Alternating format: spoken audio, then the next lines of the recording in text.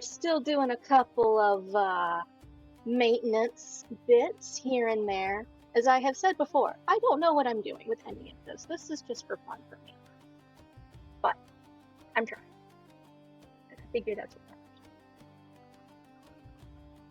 What did I just try to make? I don't know. What just happened? This? There it is.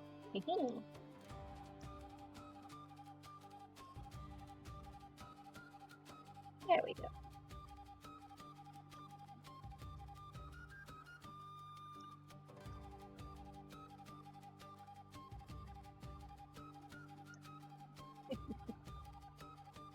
All right. So with that, I welcome everyone to a traveler's gathering. This is a little something that I like to host whenever I have the chance to, where my lovely and actually neutral Lich does a bit of oracle reading for some players.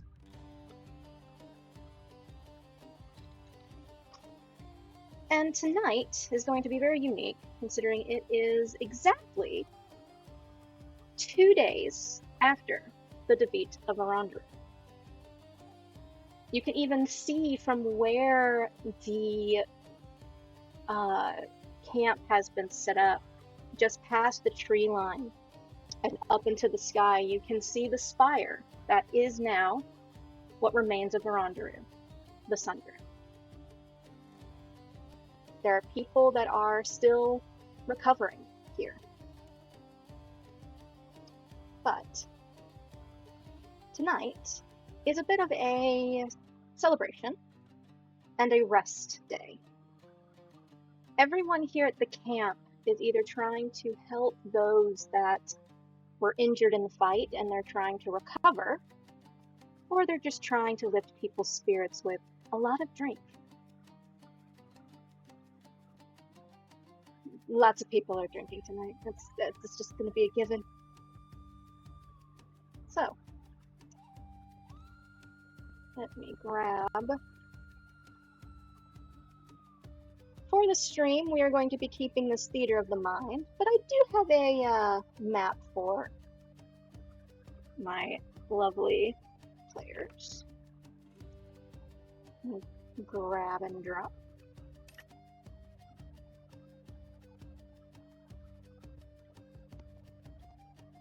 I also need to do this. Okay.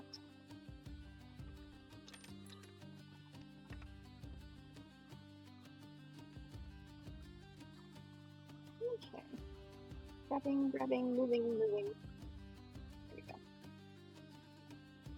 Okay.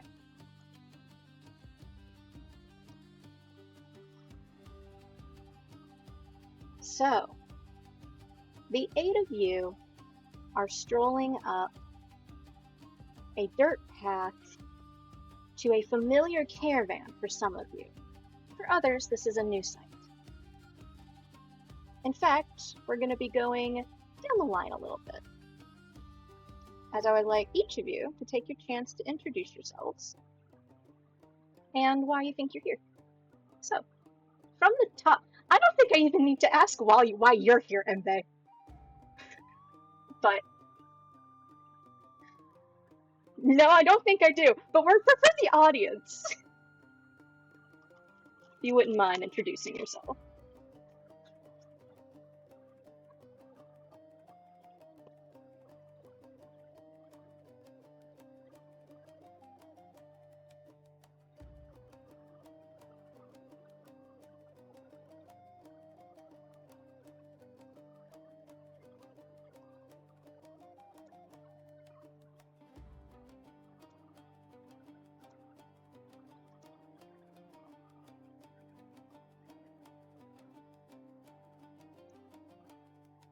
That now and where he's kind of moving to in the future. So, yeah. All right. Also, your okay, you got to confirm for me. Is it fiance or wife yet? I don't know. I think we said it's still fiance. I think she's still fiance. Yeah, you haven't done any kind of event yet to actually make it like official. She's here, by the way. Not yet. So. Of course she is. Of course she is. All right. We're gonna drop down to the 6. What brings you here? Vesk is... The reason why he would be here is that pretty much just like checking on everyone that might need aid, and he might have requested some assistance from his new home, New Embers, to provide some help to the possibly injured or give just extra supplies for those who are affected by the explosion and such.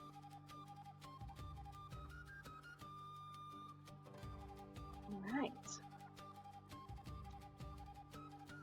We're gonna go down to Nil. I believe you're bringing a new gal for me that I haven't met yet. Yeah. She's a druid. She's a druid. She's here to collect intelligence and help people. Alright. What do you think brought her here, though? Like I said, she's there to collect intelligence and help people. Oh, okay. She wants to know what happened and what could happen here. She's quite curious character. She's quite curious. Alright. Yes. Okay, then we're going down to Carlos. What brings you here? Alright. So, I'll be playing the character Carlos. He's pretty much a 6'5" tall dude. Dressed very finely, like head to toe. Has like a black and purple suit on. And the reason why he's here is actually he kind of basically wandered here. He's basically just playing around with the new item he got from the Rondu raid. As he got the rod of the Magicycle. And he's basically just riding around on his bike for the time being, which is essentially like a bike that's covered in dragon scales. And he basically will just end up wandering here just because he's just riding around and just sort of accidentally ends up in this area and says, hey, might as well check it out while I'm here. Alright. Krubin. I think I know why you're here.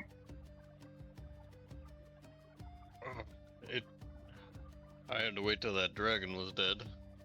So, yeah, I heard that y'all wouldn't be out. I came on behalf of the, what's their name? Crafter Guild. With Half-Boot in it. Oh god. Foundry? Is that what it is? Foundry. Evergreen Foundry. There it is. Took me a minute. Yep. So, we finished that up, and we're just out here fixing things, constructing, but waiting for the overall readings to start. Alright. Can I move us now? Oh yeah, you can move.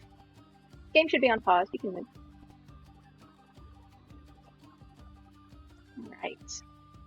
Alright. Chaos, you have brought the verb, I see. Indeed. This is Dewok Vehawk. They are originally I was gonna say they probably just got drunk, found a bunch of people running towards some shit. That's cool. Alright, let's follow them. Nah, excuse me, I'm sorry. I'm just getting through eating. You're fine. No, they'd probably be here as like a liaison for the circus, just to kind of help people lift their spirits, people that were lost or whatever. And, try to help where they can. Alright. Leland. Hello. Lylon understands that she is a strong individual, and strength is what you need in the aftermath of a battle.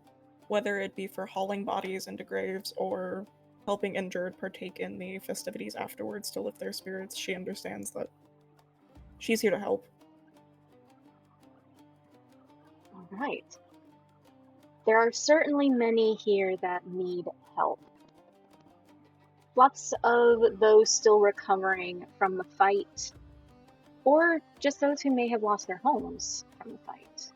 The travelers have been known to take in strays, and it is not news that while Varandaru was defeated, what remains, the Sundering, it did destroy a few small islands in that area.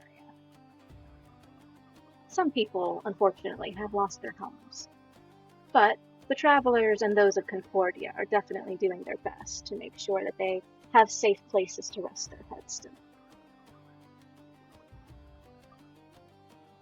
Lucian.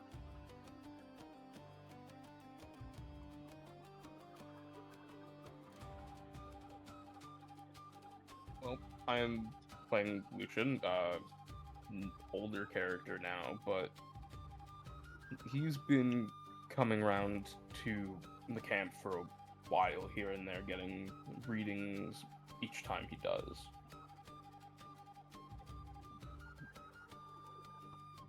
But he's Yep. definitely, with everything that's happened, aware that there's a lot of people who have been injured, and a lot of people who need help in that situation. I think this is Lucian's third time to the Travelers? It's the third one I've been able to make to. But Yeah. the third one I've been able to get to. I'm aware there have been others, but it's the third one I could get to. There's only been a few of these. I'm planning to do a lot more of them now, since I have a bit of a setup for funsies. So hopefully there will be more that people will get the chance to partake in. Yippee! Wahoo! Wahoo! All right. With that, I'm gonna do a little bit of a game. Oh. To make it fair on what everyone would like to do, I would like everyone in the Foundry to please roll me a D100, each of you. Oh, you're about to say roll initiative. No, no. I mean, I could. I 100% could, but no. No. I want to hear some click. I don't even know what I rolled. I want to hear some click clacks. I want to see the dice. Oh! No, I win. I don't give a shit. You rolled a 91. You won the No, I- night, Lucian. Oh my I win. goodness. I win. I win. He rolled a hundo. 100. Wow. I've never done this before. I win. I like how You got the- numbers there are. Yeah. I was about to say too. It's a rare air. Yeah, Everyone. that's kind of wild. We have a 60, a 70, a 100, an 80. Wow. All right. Hold on. Astra and Carlos, you both rolled a 19. We have a roll off. Roll me another Damn. D100, both of you. Damn, the chances of that. Right? Another At least one in 100. What the heck, man? It's like the opposite of what you would want if you were doing divine intervention. Yeah. And we have another straight number, 30. So we Wow. have 20, 30, 50, wait, no. Goodness 20, gracious. 30, 60, 70, 80, 100. Crazy. All right. But, as I said, this is helping me decide who gets to do what first. And Lucian, you won the game. You won the night. Congratulations. What would you like to I'll go do? home.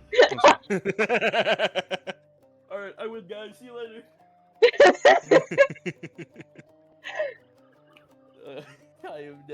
I've never seen the hundo. It's a good thing that I'm not doing anything with like wild magic right now, because I think that that's not a good number to get. Mm. Oh, I forgot what 100 was. I think 100 was good. I think 1 was bad.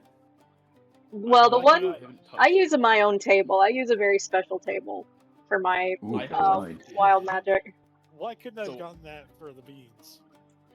So Hold on. I have a menacing list of tables. You roll a die, and then you find out which table you have to roll on. Oh boy. Hold on. I'm actually gonna see what the 100 is on my table. Well, the one I found, it was like you get Let's greater see. restoration on yourself. Because they're all pretty random. Oh!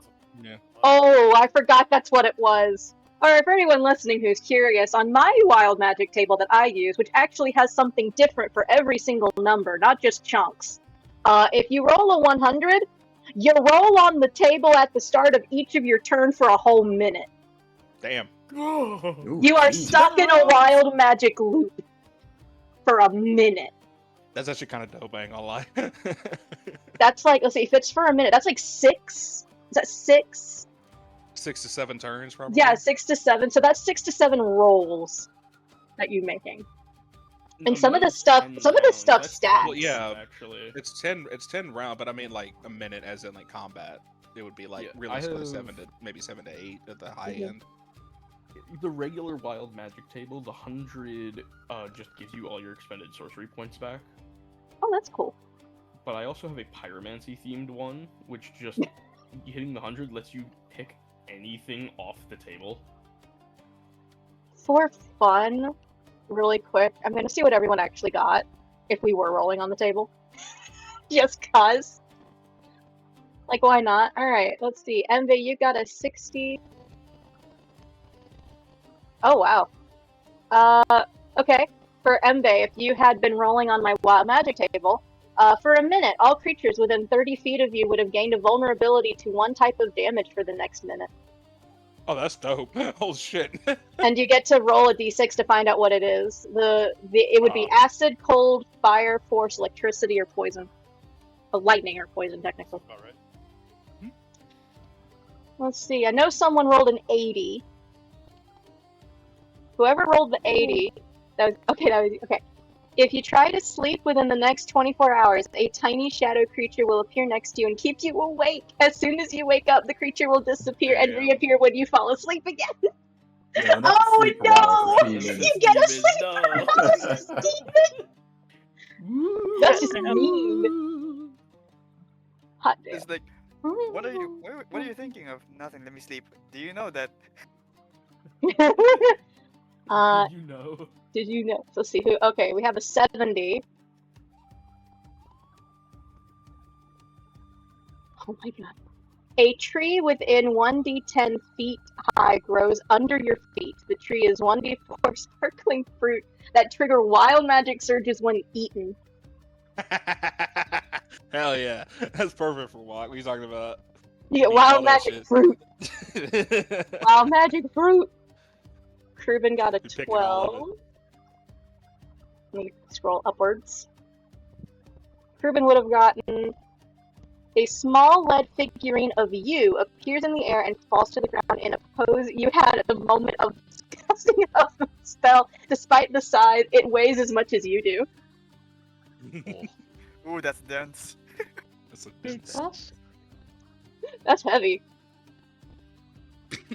Alright, and then let's see, Vezit got the 79, and let's see. And our little Kitsune Druid got an 89. Let's see what that was. 79 and 89.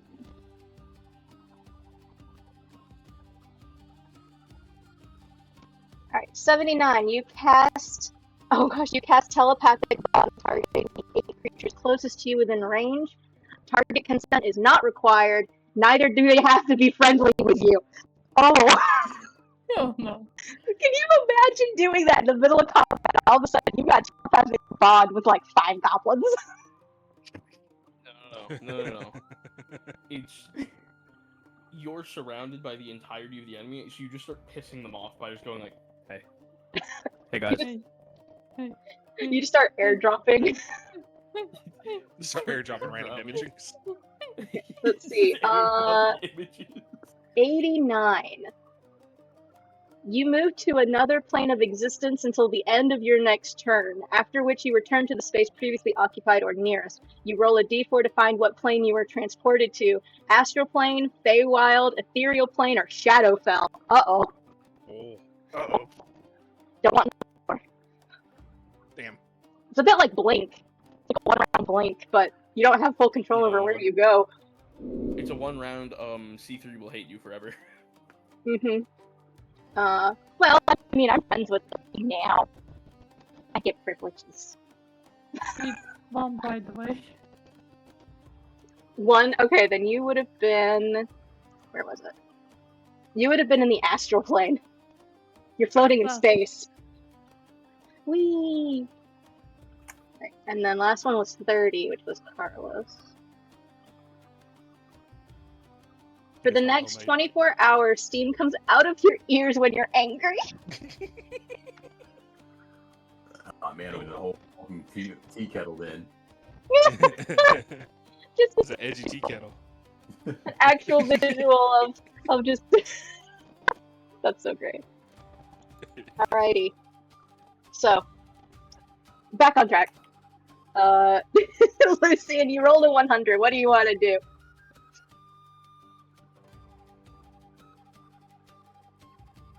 I don't know if you wanted to get a reading first or if you wanted to talk to anyone in particular first. It is up to you. But you get to go first.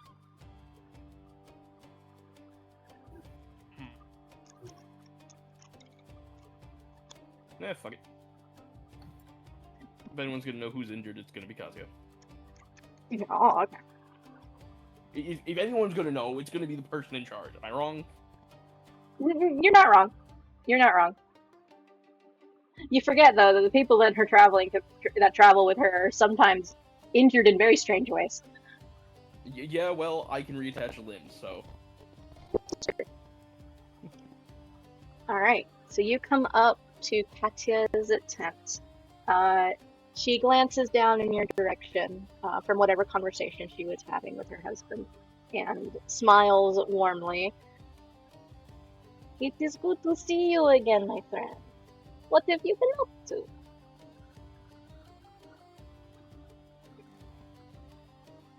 Still living in the swamps. Didn't I hear those were haunted?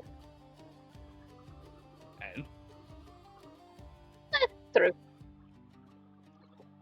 It's like, you say that as if I'm not in your camp. Has You that make- stopped me before? You make a very fair point. What can I help you with today, my friend? Figured with everything going on, injuries about. Well, I'm pretty sure we can all imagine how that's been. Are you wishing to know who is in need of aid here in my camp, or who is in the most need of aid in general? Can I take a boat? All right, I can assist with that. For your first answer, the young boy over there, and she'll gesture to one of the travelers, looks like a teenage boy. It is very clear he got in part of the fight in some manner. You can only assume he got into one of the ships to try to help at sea. He is, at first glance, you actually have a hard time seeing how injured he is. Of course he's bandaged up and he seems to be sitting and poking at some food, but when he glances up towards who you assume might be his mother, you notice that there is a large bandage across his face, as it would seem perhaps he has lost an eye.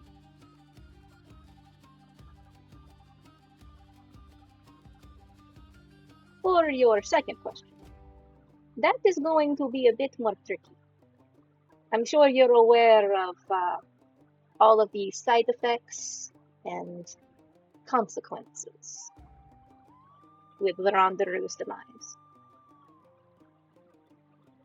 No, actually. You have not taken a gander out at sea? You do not see the spire jutting up into the sky? One, I am technically landlocked with where I live, so I don't get towards the sea as often.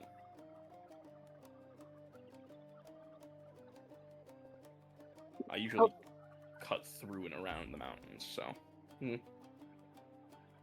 Even from here now, you can see it. And she. Oh yeah, no, I can see that, but I again, I'm unaware of the consequences of it being there. The Sundering has left a scar on the land, you could say. It has destroyed nearby islands on that area, and the seas had boiled and were encrusted with the crystals.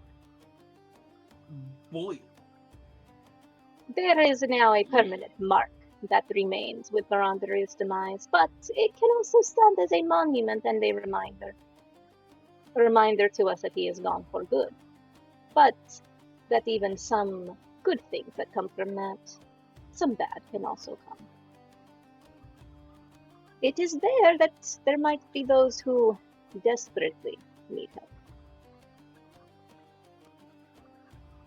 I remember fighting him the first time. Hopefully we will not have the same mistake repeated again. This time Yeah, there is we nothing saw left. her, not another. For anyone curious and listening, this is the DM lead speak of, I'm done with that dragon, y'all killed him, he's dead. If he gets brought back in the future, it's because I'm not here. Nah, I got ways. I got an idea. Oh god. I will Oh, no. smite I'll tell you you. later. I will I'll tell smite you you. later. If you want to give me an excuse to try to kill Lucian, go for And it. Lucian's not involved in this one. He's not involved. I'm just saying. Oh no. I have an idea. What if we Ah. found the amulet of the sun in Altaj just for Ronderu to come back? No. No. You don't understand. You don't understand. You guys destroyed its body in the two main raids. On Shaka's side, you were breaking the body and basically making sure nothing would remain from that. And then on the ritual side, y'all bound the soul and then shredded it. No, I don't think that might stop the amulet. The amulet might just create it out of nothing again. It won't be the same Ronderu, but it's gonna be something. It would not be the same Varandaru because the soul is gone. It would be something else inhabiting his body. Effectively. I'll give that. Ronderu I will squared. give that. That's all I will give. You'll But you'll the get soul is Ronderu Jr. dead. Enjoy the Ronderu Jr. No. We already did I will- Ronderu 2 I will Electric Boogaloo. sick Iggy on you. Don't think I won't. Damn. Funnily enough, I'll just throw Al at her. I'll give it to her. I'll just give it to her. My god. She can have him. Oh boy. Okay. Do you want the reading or not? Yo. Yay. Ah. Whoa. What happened? Why did everything refresh? That was weird. Refresh. I'm like, wait a minute. Whose flesh got taken? I said refresh! It didn't sound like it on my. I'm like, wait, what the fuck? Wait. Anger. Angie. Anger. Alright. I don't know why, but it weirdly hiccuped. It was very strange. Regardless. So, if you'd like a reading, there's two ways to do this. Because I now have two ways to do this. I have my cards Oh, in yeah. front of me that I can do, but I also now have the cards that you can visualize on stream. What would you like?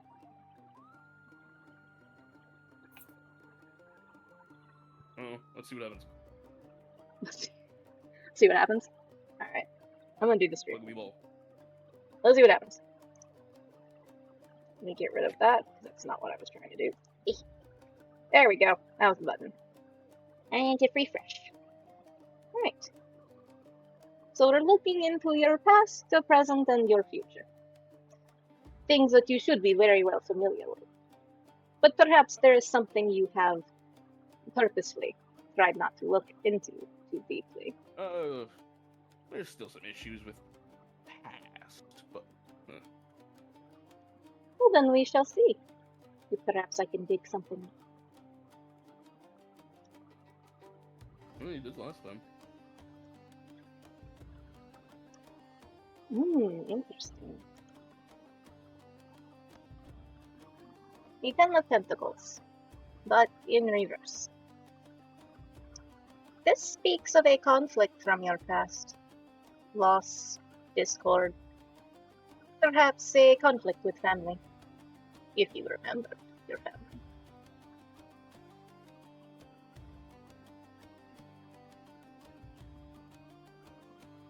Me knowing things is laughing that this is what was drawn for past. Don't. I laugh. I laugh and go, Me fuck. also knowing things. You also knowing things. Struggle, uncertainty. It is too bad that you cannot remember. It is too bad you cannot remember what was so troubling about your past. I'm sure there are some of us who wish they had that ability to not have to remember past mistakes or troubles. I have a feeling, though, you wish you could remember.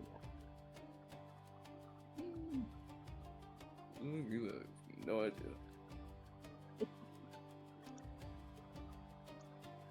So, that was your past. Let us take a gander at your present.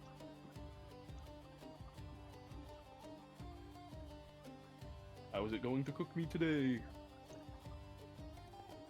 9 of Oh god, Cups. it's another reversed. Oh my god.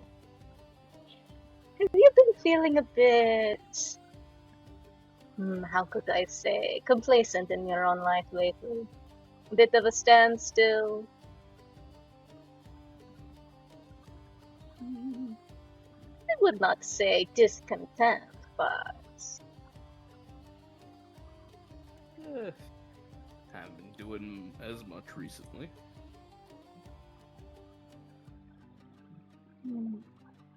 I can sense this lingering feeling of unfulfillment.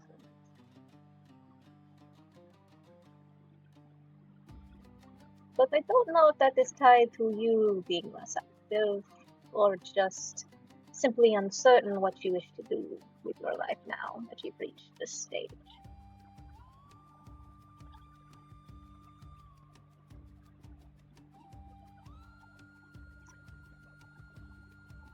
And we will draw the future. No. Oh boy. What the fuck shit is it this time? 5 of Swords. More conflict. Why does it feel that you draw that to yourself? Why does it feel like you thrive on it, Lucy?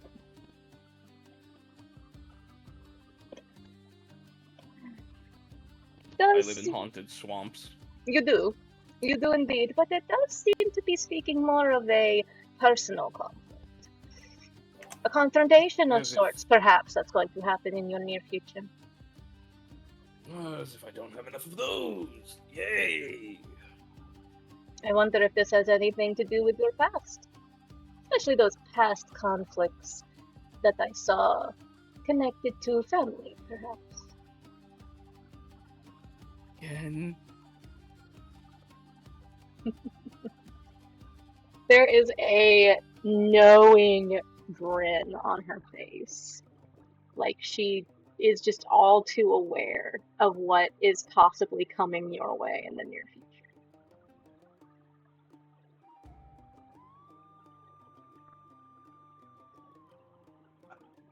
Damn it.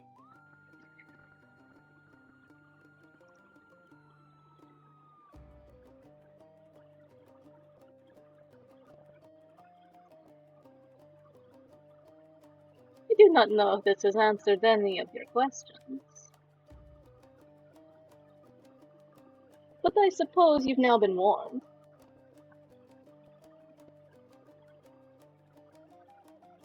Yeah.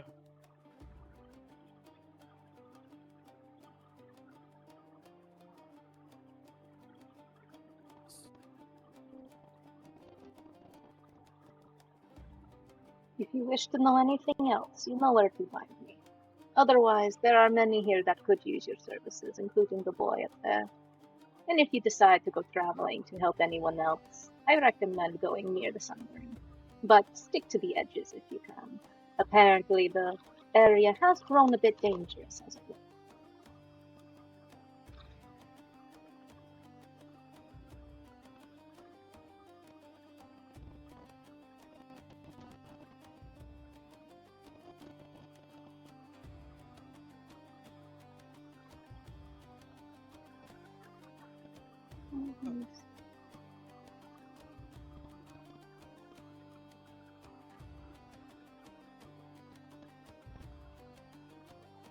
Going down the road.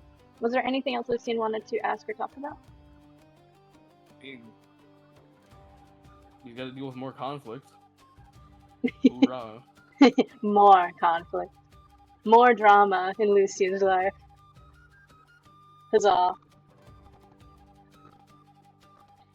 It's like that feeling of Lucian might be done with fate, but fate's not done with you. He's like, leave me be! No.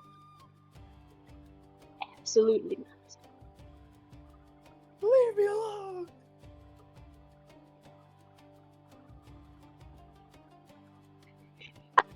Never. Destiny will never leave you alone. You know what? I'm grabbing the dog. Are you gonna summon the dog? No. What are you grabbing? No. Oh. Okay. Alright, let me see here. Looking down the list, 89 was the next number. So, Time to go help some kid deal with his burn marks. oh yeah, that poor teenage boy is missing like his entire eye and ear on that side of his face. Yeah, well, if you don't got the pieces left, I can't do much. Mm-mm. Help with the pain. Probably. All right, Astra, what would you like to do? A third option? Well, you can talk to anyone here, any of the other characters, or you could go to Katya to get a card reading. You said that's what you were most curious about. Yeah. Oh, she is right here whenever you wish to do that. Why is she... I just realized right now that she is toggled as hostile. Yes, absolutely. Katya forever will be the scary one. She will kill you. No, let me trigger that. She should not be hostile anymore.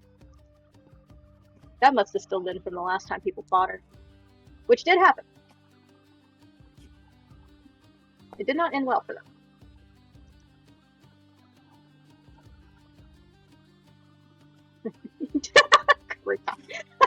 You're like, I'm gonna do this. Bread. I'm gonna do this real quick before she's not hostile anymore. Let me throw a crouton. Just bounces off, does absolutely nothing. She is. Con, you say. I figure if you tossed a piece of stale bread, she actually caught it, and she's like nibbling on it now. It could use some seasoning. I love knowing that stupid spell I created has become such a staple in multiple people's kits. It's a very fun spell.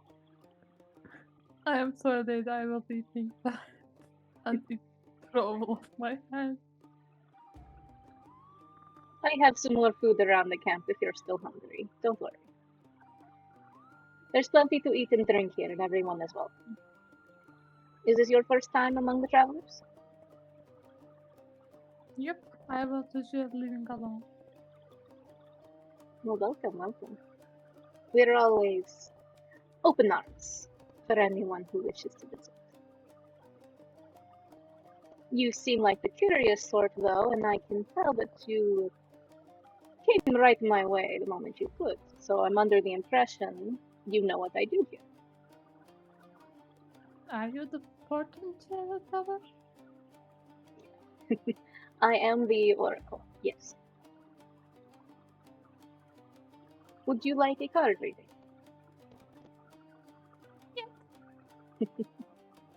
Alright. Let us take a look at your past and your present and your future. Now, if this is your first time getting such a reading, let me explain. The past card does not necessarily have to be something all the way back from your childhood. It could be something from last week. All that matters is it is referring to a past tense event that you might think shaped your life in some way. The present card is the same. Something currently going on, the most forefront thing on your mind, what you're dealing with in this moment. And then the future card is more of a prediction or answering a question. Perhaps it is even acknowledging something that you are concerned about or hopeful for. So, let us start with the past.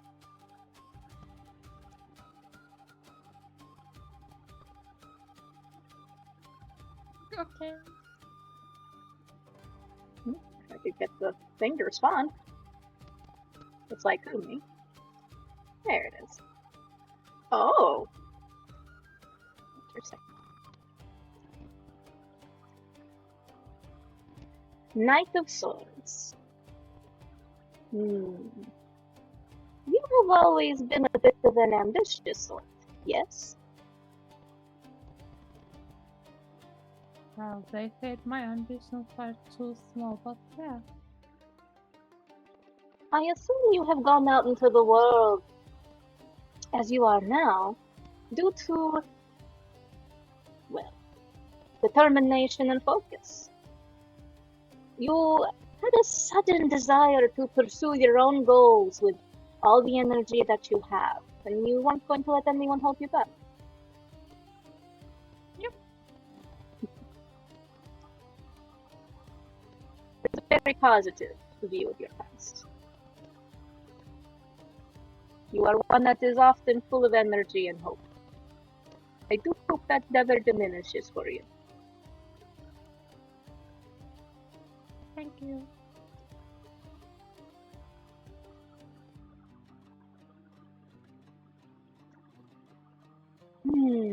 The Hermit. But in reverse. Have you been feeling a bit of a disconnection now that you've left home and you're out in the world? Are you having a hard time forming new connections with those that you are encountering? Yeah, for example, I tried out what his surname is, but nobody answered me and on the law. I don't know a lot of common things, and that's causing me problems. I was living in the wild, you know. So unintentionally you find yourself feeling isolated and a little alienated, yes? Withdrawn, maybe? Yeah. Well, all I can say is do not let this deter you. Don't let that have you lose hope. You have to keep trying. Eventually, you will find someone that can teach you and help you. I hope so. So let us take a look at the future. Oh, okay.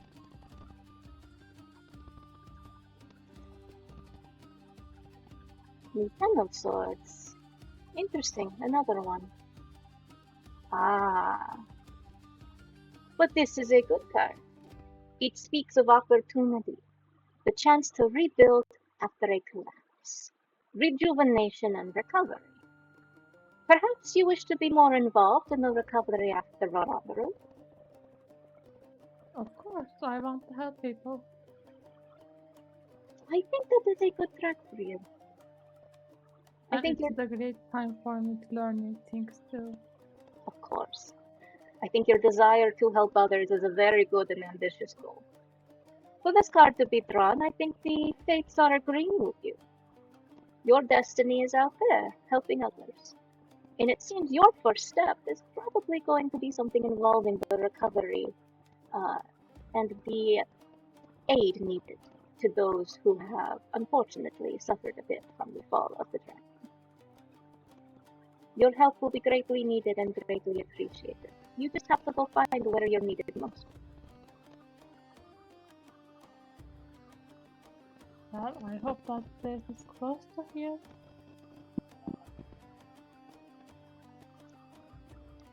I'm sure that you will. You see the spire out there, yes? The Sundering? Yes, it's giant. I know for a fact that there are going to be many from the different factions and locals of Keeper's Coast that are going to be sending aid there eventually when things calm down. I'm sure it won't be long till you hear about a few of them. Perhaps your first step will be joining one of those crusades. That's a good idea. Keep your eye should- on the boards. You'll hear about them soon. Just look at any place to join for it. I would think so. Some of the major cities are probably going to have the more going on. I know Concordia did a lot when it came to dealing with the situation. They offered some of their order and their ships. I believe so did the Deathlight Accord. So, Deathlight Cove, Concordia, Natuga City, and I'm sure the Lock Guild is going to be posting their own little bounty, so to speak. There's quite a number of mutated creatures that have also started to appear around the spire. Of course, nothing as terrible as Mirandaru. This is stuff that any of us can handle, but it's going to be a bit of a cleanup before things calm down.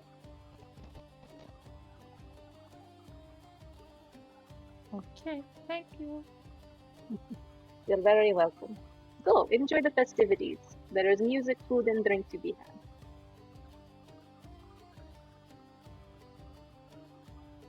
Alrighty.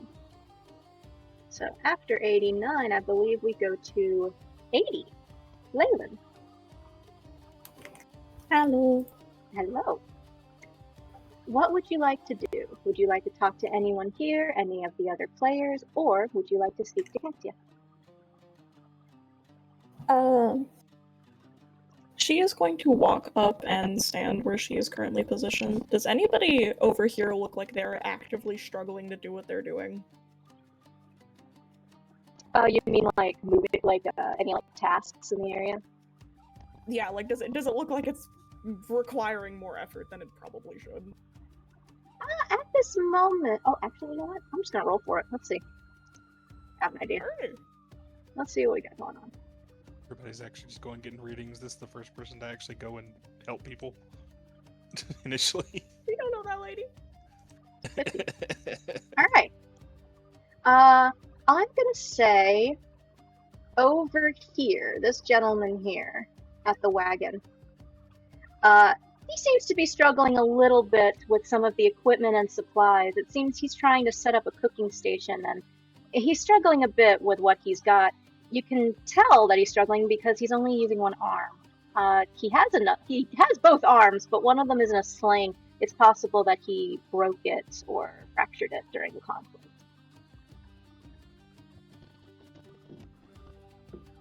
Alright, she is going to if she is in anybody's field of vision, you can watch her like steady her. She stands up completely straight. She's like 6'2", and when she walks, her footsteps are heavy. Like it just sounds like there's a rock smacking against the floor every time she takes a step.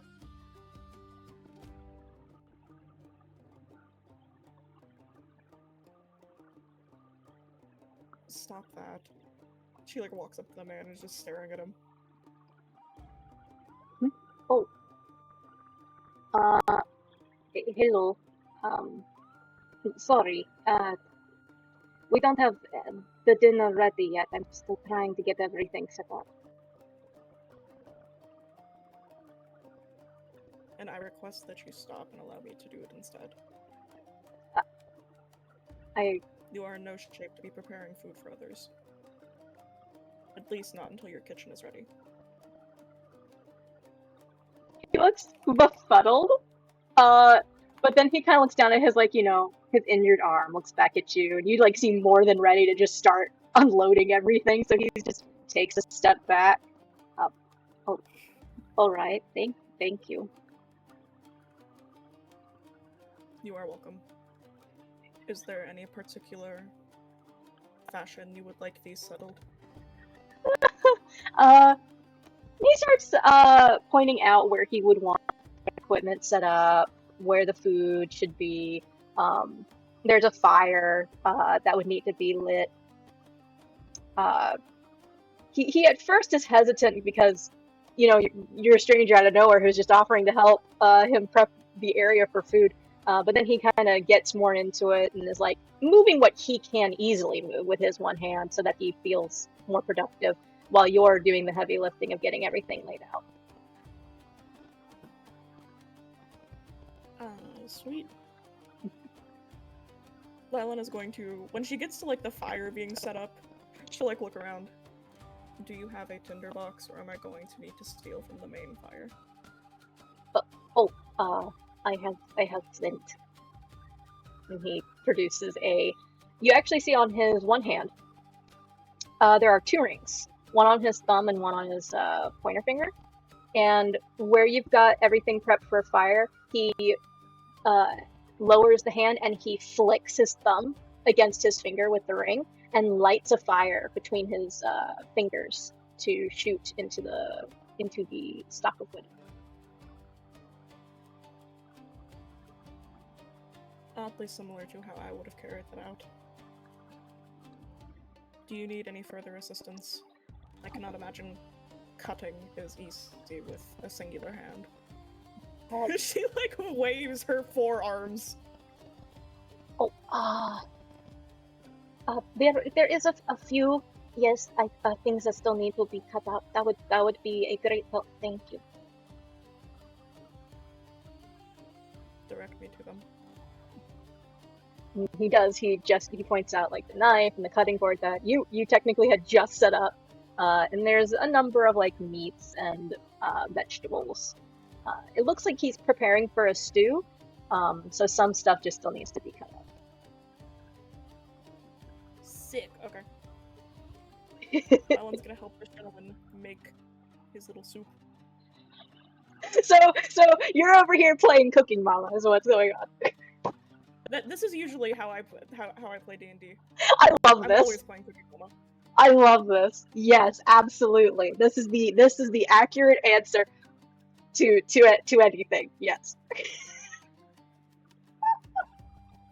All right. I will find a way to make anything I am in Cooking Mama. Don't worry. We need to introduce your character to Lord Locke's character, Gus. So, the chef of PA. Don't forget about Gordoff. And Gordoff too. Yeah. Both of them. Those will be your new best friends. Alright, Lylan is going to just stay with this gentleman until he dismisses her, and then look for the next. You're just gonna make your rounds around needy individual. You got it. Needy feels mean. The people in need. People in need. Not needy, just people in need. Alright. So, while you do that, let me go to the next number, which I believe is 79 for Vesic. Lizard. What does the lizard do? Right now, I think Lizard will like catch up with some people that he knows. Embe for best example here. It's been quite a time that Embe and Vesca's properly talked in a sense. This is true. Ah, hello, friend Embe. How's it? How's it been? Yes, well, it's been alright.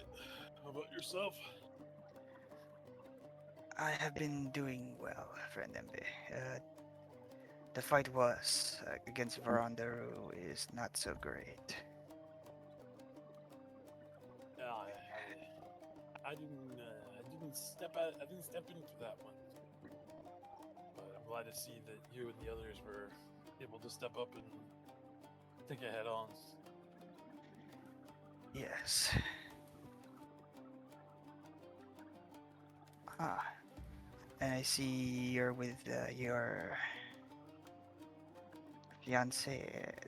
friend, Lady Lee. Lady Lee. Yeah, of course. Anytime the travelers are getting together, you're bound to see her here. She just waves a hand, with her one hand, exuberantly. her one and only hand just kind of waves that happily, just kind of like, hello. Vesk waves back, and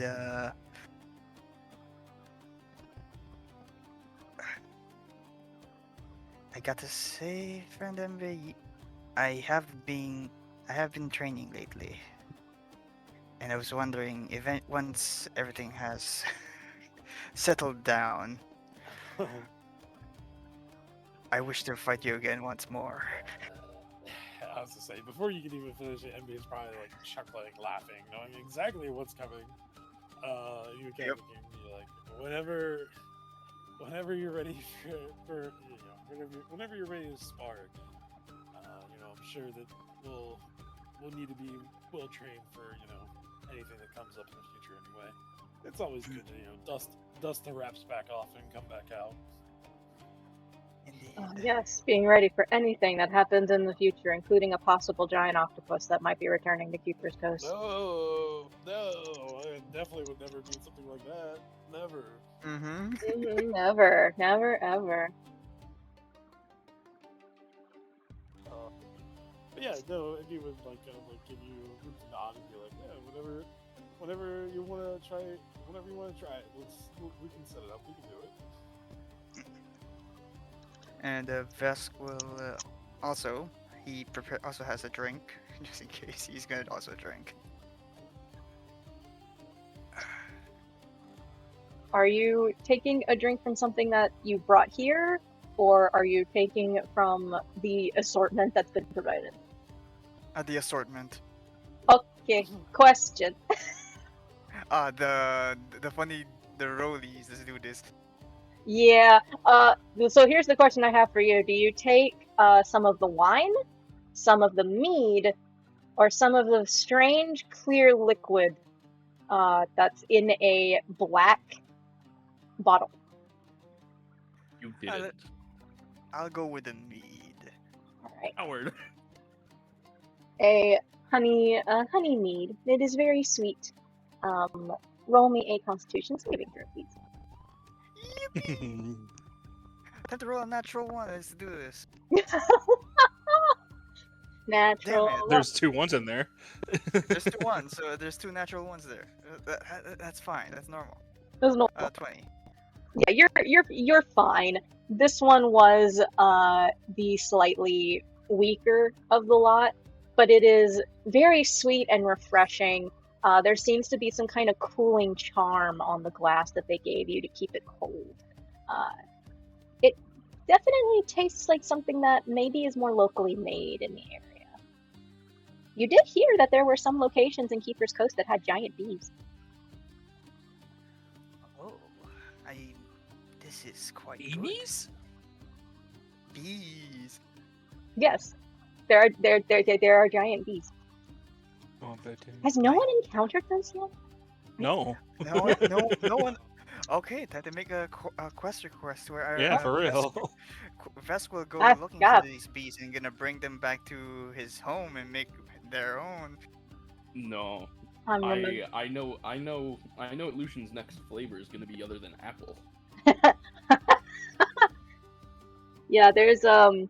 I had there's regional bees, and they're larger than normal. Innkeeper's Coast, and they also vary in size as well, from medium, large to giant. I had not realized they had not come up yet. They were created a while ago. Oh, I remember now. Wait a minute. Shit. This was something I created in like way early prep for something you talked to me about, Boom, like months ago, but we never actually did anything with it. Shit. What was it? You were talking about wanting to get the ingredient to cure Lee's curse, yes. which was a guarded flower. She didn't. Ooh, She notice warned you. She warned you that there were dangerous critters I forgot. known to guard that area. I never actually told you what those critters were. I don't think. No, nope. Didn't Now we know. know. Didn't know that. Giant beasts. They also come in different colors. If you're going on that one, if you're going to request that one, Joshua, I will try to go with you. Good. Okay, back to the thing. This is very good mead. I might get more from my wife. I'm sure there are a bottle or two that you could probably request from one of the travelers. It seems like they have quite a bit of stock and supplies. Yes, I Ember? feel like MB hearing him say he has a wife, he's like, what? What? What? When did you get a wife? When did you get a wife? Indeed, I have a wife. And then Vesco tilts his head to the side to show that he has his earring, which is feathered with a bit of different colored feathers with a bit of gold in it. She's the chieftain of the New Embers. Okay. I believe Benzie had told me about that, but I didn't know that was your wife who was there. That's awesome. Congratulations. Oh, you'd see MB kind of like start feeling around, and he's like, shit. I didn't get them a gift. Shit. Technically, it's not that he got a wife, it's he's always had a wife, but he forgot. Never knew. But MB's gonna play this off as if like he thinks that they just got married, and you're gonna see MB walk over and give him like $100. You're like, oh, congratulations. Thank you, friend MB. And if you guys need anything, I'm sure I can also give you guys something back in return.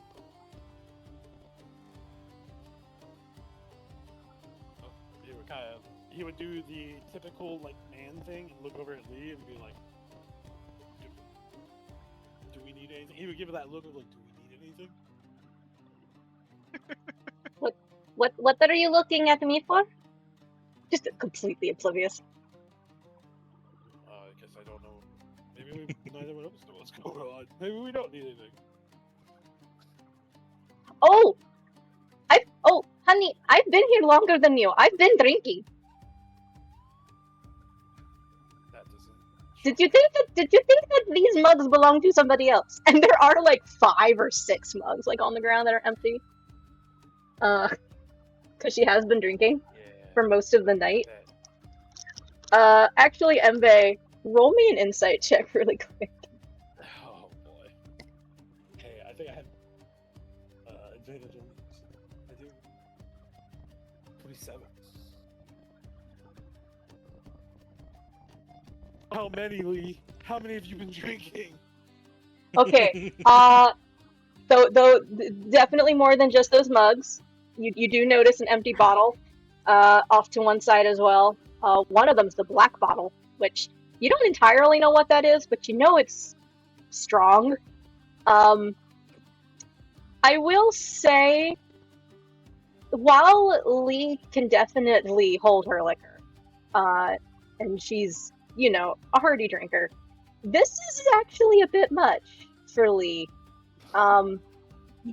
You could only assume that something's bothered her before you arrived that's gotten her drinking. But she hasn't said anything. And we kind of look over at Vask and kind of give like a head nod and being like as he's kind of looking over at Lee, and he's just like, have a lot to figure out. Indeed.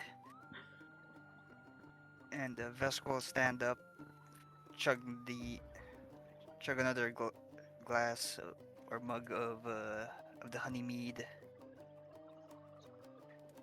and well, it is nice to properly reacquaint or to talk to you again, friend MB. Of course, you know, it's always a pleasure. You're always welcome aboard as well. You know.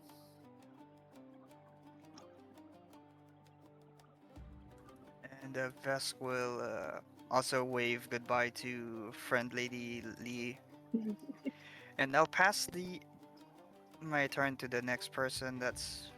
And then I'll take another turn once it rotates back. I'll go to Katya for the Oracle thing. We're gonna go to we're going to walk. We're going to the burb.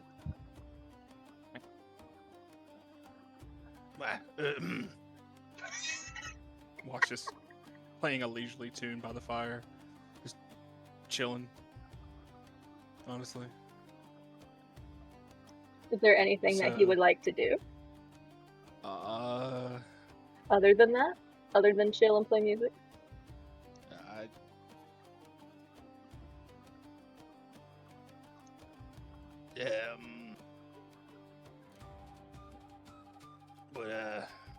What do around here? Well, there's definitely some drinking. There's a lady over there that's definitely been tucking into quite a bit of liquor. There is a stew being made in the far back there. You see this very tall four-armed woman that seems to be completely taking over the kitchen back there, but she's following instructions from the other gentleman. And then you had seen a couple of people who went off and talked to the rather large woman that seems to be in charge of this caravan, getting card readings.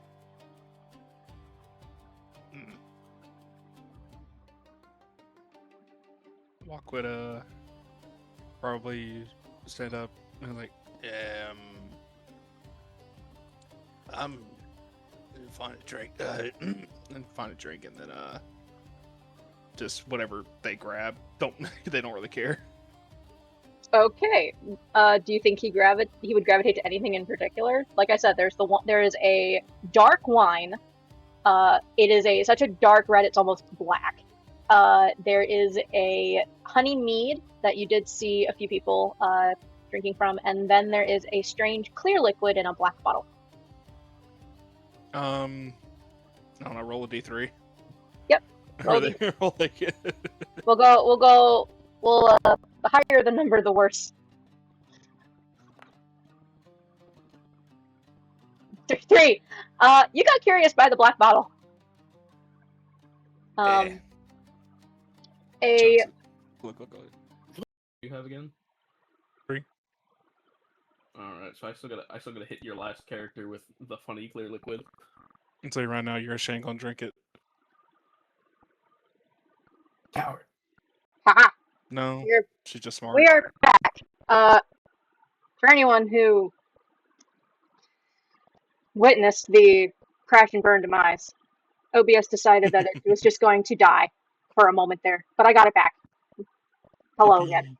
We're still here. This isn't over yet. Okay. So this particular was the black. Hold on, I need to check my notes. What was in the black bottle? This was my funny concoction. Oh boy. Another funny clear liquid? It is another funny clear liquid. Yes, this is another funny clear liquid. I forgot. Oh, because it's not entirely clear. Hey, Chaos, what is your perception? Walk's perception. My perception? +6. Okay, oh, well, just roll me a perception check, just for the hell of it. This would have been before you drank it. Great! So Walk does not notice that the strange clear liquid from the black bottle actually has a slight green tint to it. Good. Good. Walk wouldn't have cared. They probably would have drank it anyway. Uh-huh. I need you to roll me 2 D100s. No. This stuff hits you like a freight train, by the way. Oh! Oh. I love how together they make. 69. Oh, one of them 69. Hello. Yeah, you feel like you have been hit. Basically, a sledgehammer has like collided with your skull, and it feels like your entire body has been electrocuted. For a moment, you don't know which way is up and down. You almost black out, and your tongue is burning, but at the same time, you're tasting multiple things.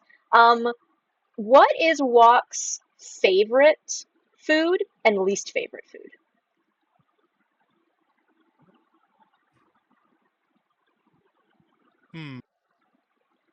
Most favorite food. Yes, That's a good exactly. question. Unsung. Exactly, unsung. Your controls have been inverted. Most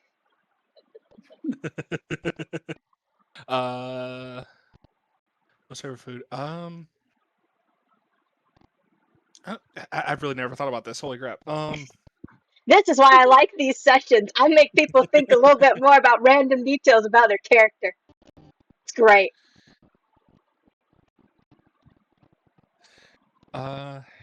I'd say some kind of fruit would probably be the most favorite, and then the least favorite would be. Let's say peaches would be their favorite, and then least favorite.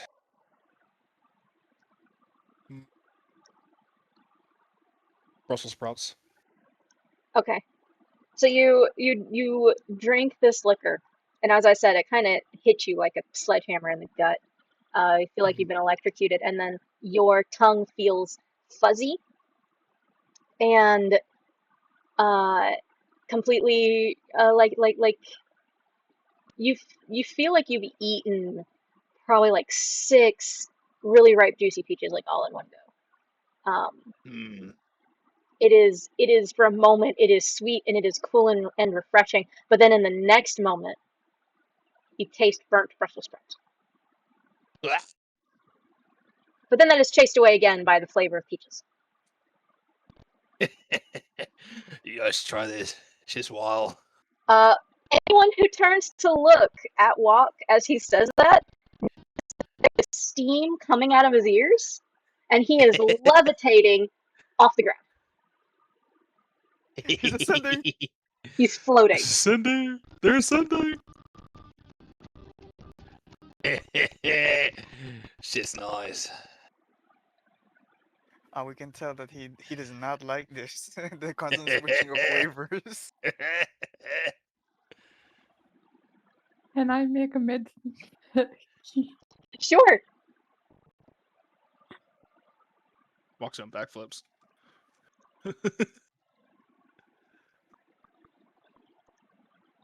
This is While hovering. definitely some very strange. Okay, I needed to roll that for a second. You know it's coming from the liquor. You know it's nothing harmful.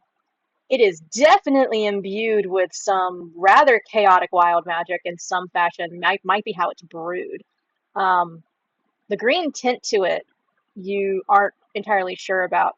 You can tell that whatever this is, whatever he's suffering from, is going to last for maybe about 4 minutes unless he just chooses to drink more. Congrats, Walk. You have had a long drink of my version of absinthe. Oh, hell yeah. Oh, you're a criminal for that. No. You better make a solid handshake for that. Aster, make a sleight of hand check as you try to swipe the bottle. I will give the help back. You can take it. Oh, well, never mind. Never freaking mind. Asper, you managed to swipe that. Walk, because you rolled a natural one, you don't even realize for like a good solid minute that you're not holding a bottle anymore. Yeah. I need to poop. Astra will hold her tongue to walk. Walk's still holding upside down, still levitating off the ground. Yep.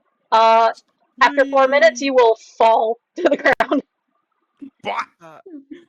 You will float up if you do not control your ascent. You will float up to a maximum of 60 feet. Okay, before he ascends even further above, They have slow fall, it's fine. They're also a bird, so I mean, it's fine. Bird. Yeah, he's fine. Okay, never mind. Because I was about to do something silly. Bonus action, create a water tether to pull him down. Nah. Fucking walk balloon. Like a balloon. A walk balloon. Astra will give a rope to tie him up. Yeah. You should try that. That shit's good. That drink Fine. is literally known. Like I said, it's my version of absinthe, but the name for it in the actual world here of Cooper's Coast is known as the Black Ascent. He's ascending already. Wait, hold on. Tries to snatch the bottle away from her. What the heck? You're underage. Yeah. I'm not going to drink it. I will not let you drink it. No. Give me. No. Oh Yeah. no. Fuck. This is That's so two nat ones in a perfect. row, by the way. That's 3 That nat is ones in a row. What the fuck is happening? that is how drunk Walk is right now. That is how drunk he is at this moment. Oh, 3 nat ones. Good heaven. 3 nat ones in a row. Yeah, you're not getting that bottle back. You might be able to get a different bottle. I'm gonna go finish helping this child. You got it. You know, fun. Go over here. Oh, I'll go walk okay, over yeah. towards Jasper with his palm extended. He would say, "Here, hand it to me." Astra will give it the card. Walks Okay. like bumping up against this thingy. Please don't drink it. It's not safe. Don't worry, I'm not. I drink to enjoy stuff, but there's no telling what this is.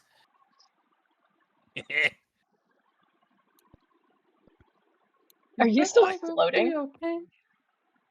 I don't know, are you? I think you are still floating, Walk. Perfect. You're just like floating overhead, and Katya just kind of glances up and just kind of smiles. Ah, you got your hands on one of the black bottles, I see.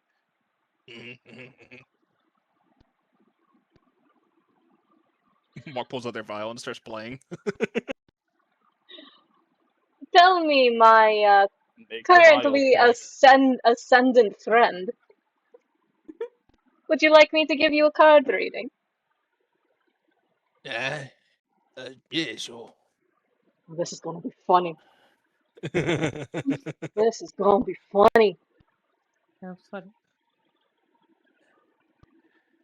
Alright, let us see what the fates and the cards will tell me about your past, your present, and your future.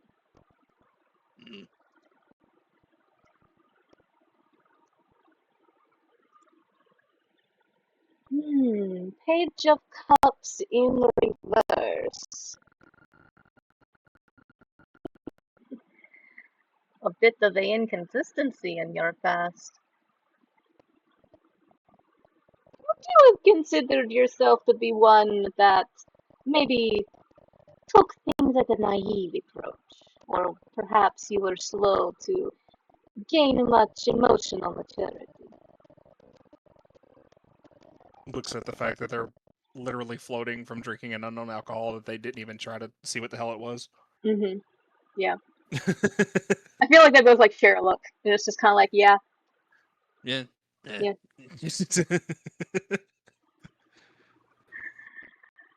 I get the feeling that this is a very more recent past. Perhaps something you have not fully grown out of. If you're even trying to grow out of it. got sober a little while there, and wasn't fun.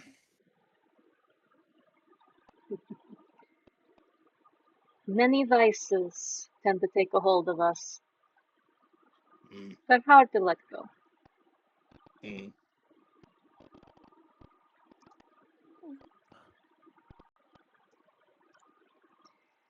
For once. This feels like it is a bit more in tune to everyone involved, or at least many people in your life.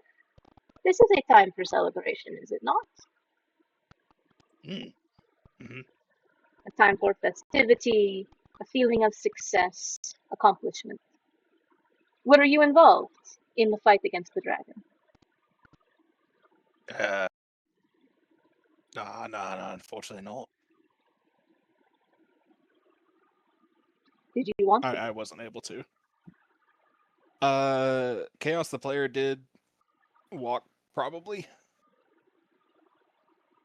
Perhaps there were those close to you who were involved. Soul was. Perhaps your feeling of accomplishment and celebration is due to how you feel about her success and her involvement. Are you too close? Good mate. She got hurt pretty bad. I'm sure she will recover. Mm.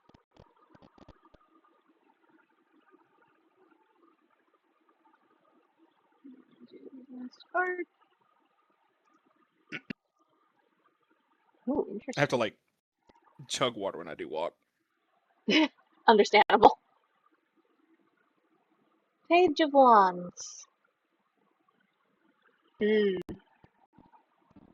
one talks about discovery. Talks about a youthful approach and enthusiasm. A spirit of exploration.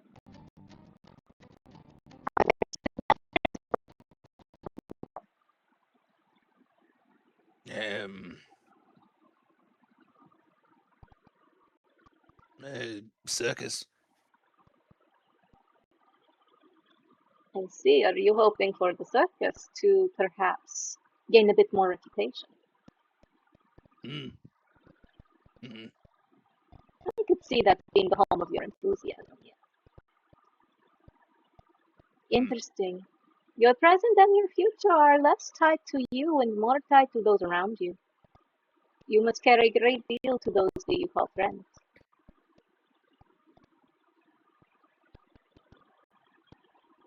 Walk kind of like thinks for a little bit. Just like, I guess I wouldn't have thought about it that way. Well, 'cause obviously still drunk, but You have to allow me to just instill the power of friendship on you are tipsy as hell. hell yeah, we use the power of friendship.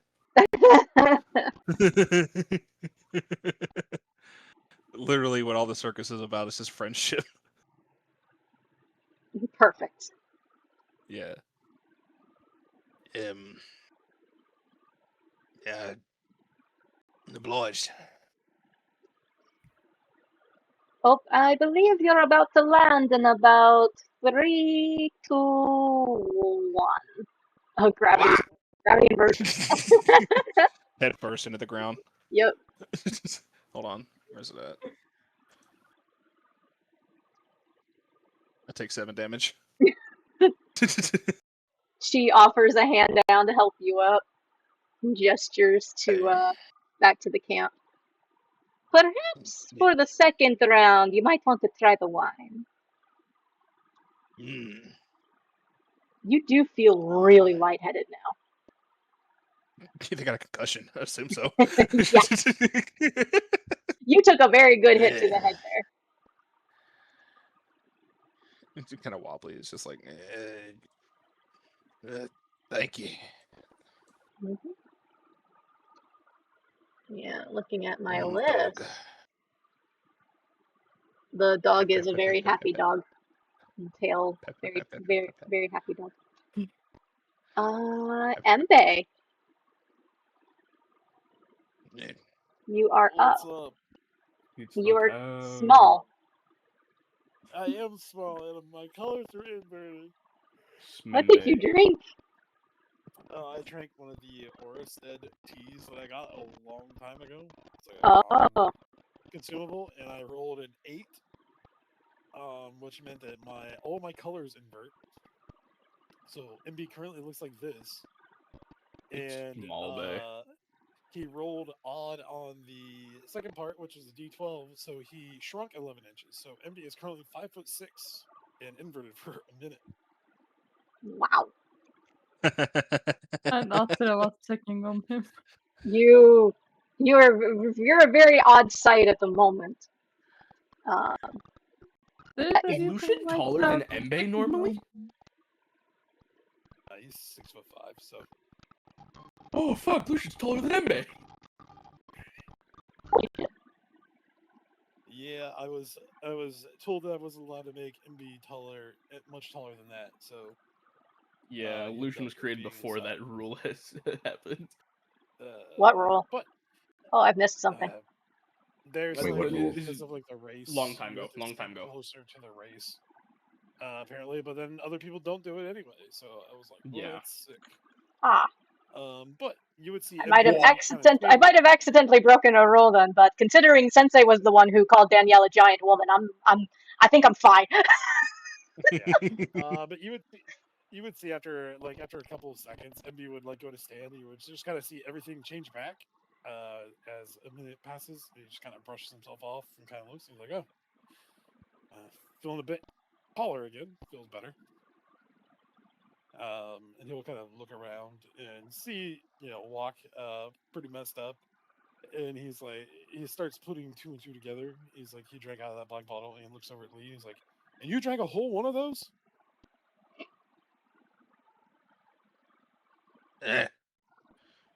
More like half the bottle. You took a really Okay. good swig. Oh no, I'm looking at Lee and saying, "You drank a whole bottle." Oh. Maybe. Has anything happened to you? Yeah. Actually, I'm gonna make some rolls, and we're gonna see what actually did happen here, because that's funny as hell. So it's clearly stuff that's already like eased off, but if she drank a whole one, then I need to make her roll 4 of these. Jesus. Okay. 64, 59, 31, 27. Start with 64. Da, da, da, da. Oh. Oh boy.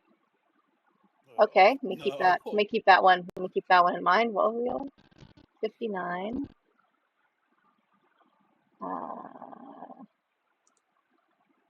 Oh god. Oh gosh, Lee, no wonder you're messed up right now. Okay. Great. 31? Yeah, 31 and 27.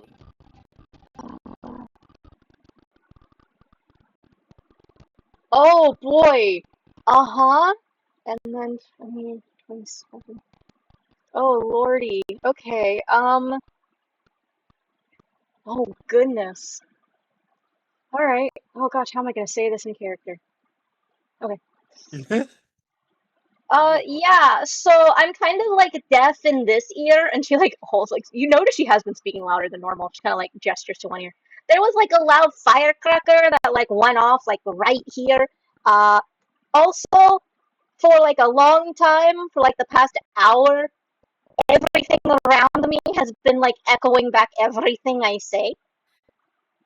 Oh, and apparently magic items have personalities, and mine are pissed at me because I haven't really been often doing anything with them lately, and they've yelled at me a lot tonight. That's kind of hurt my feelings. You would see him kind of like scratch his head and kind of like squeeze his brow, and he's like, "Yeah, I'm sure that your giant sword has had plenty of things to say about that." There's also been a few like phantasmal like illusions and figures kind of walking around for the past like half hour. I've gotten used to that though. Yeah, your girl is hallucinating a lot.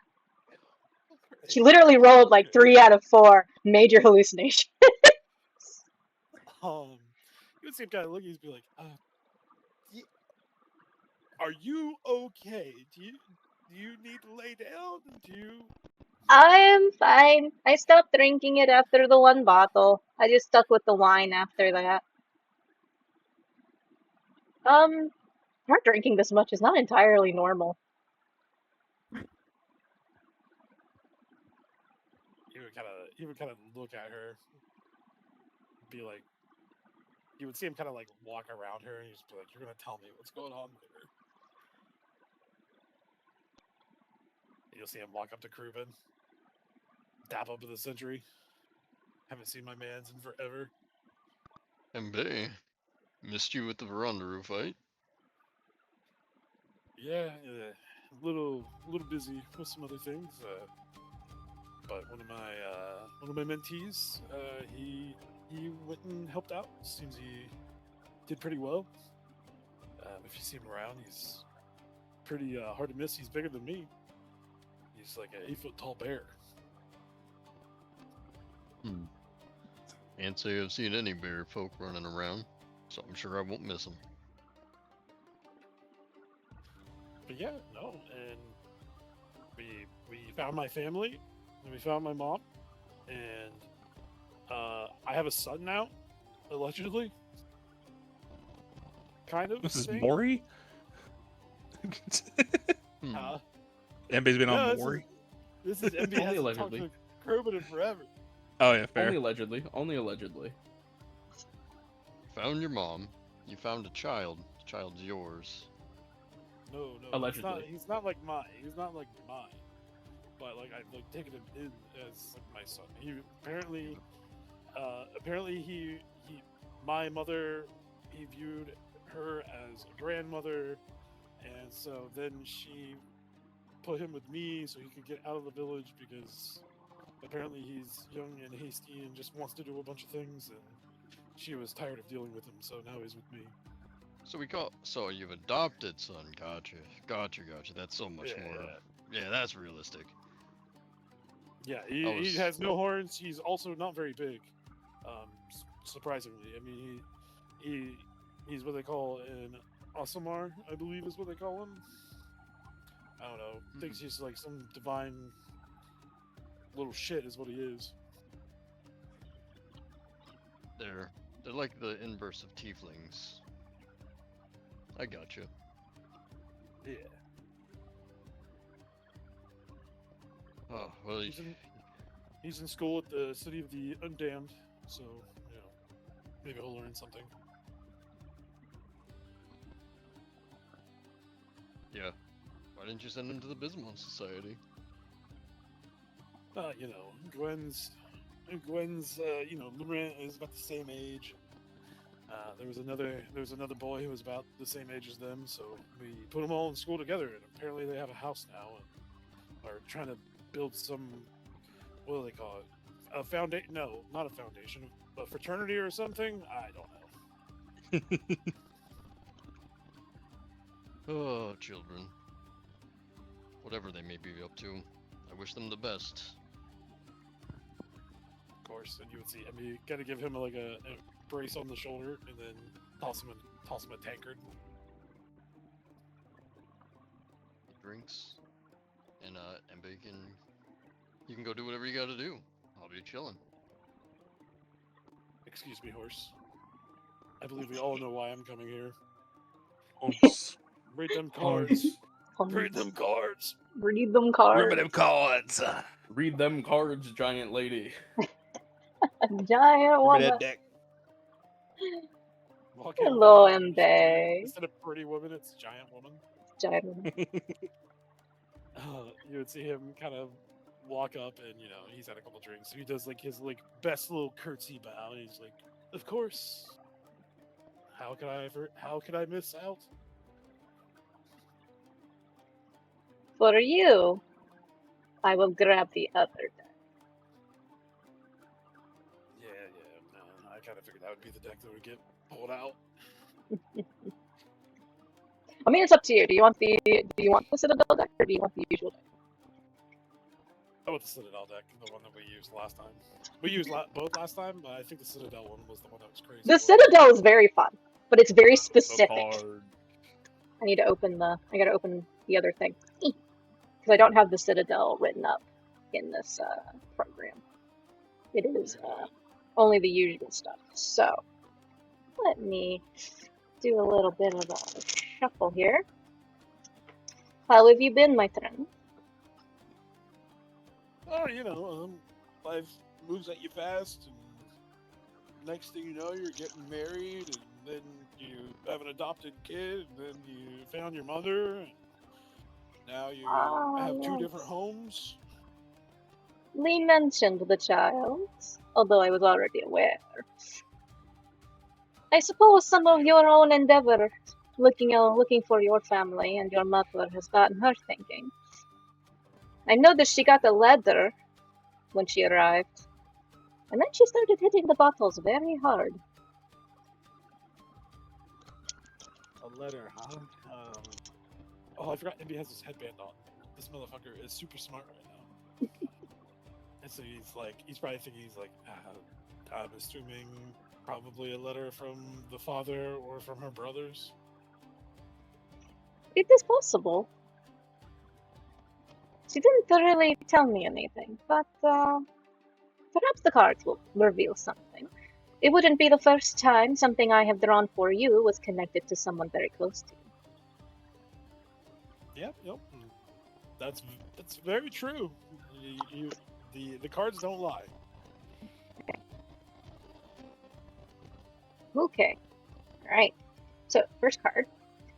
First card she lays down, you see what looks like the skull of a stag with a noose hanging above it. And written on the card, you see the hunter.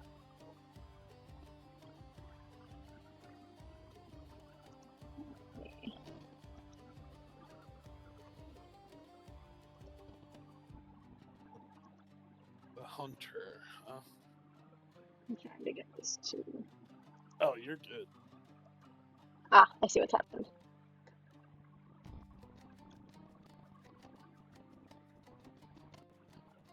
Let's see here. Yeah, I've had a hunch that's what happened. Let's try that again. The document froze. You're good. Alright.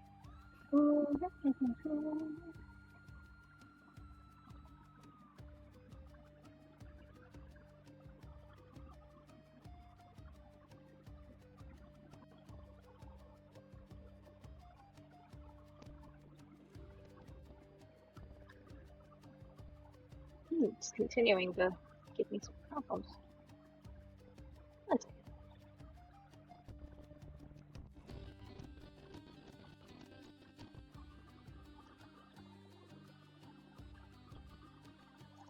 Let's try doing it this way.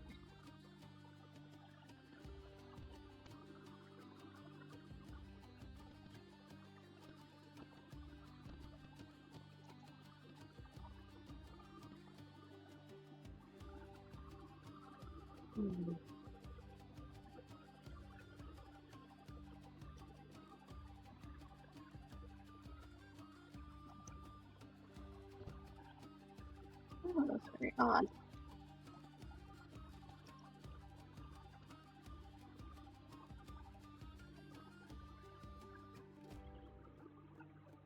I would say if you're having issues with it, we could just do the regular deck. Or We whatever might it's gonna use we to. might have to because for some reason. Hold on one second.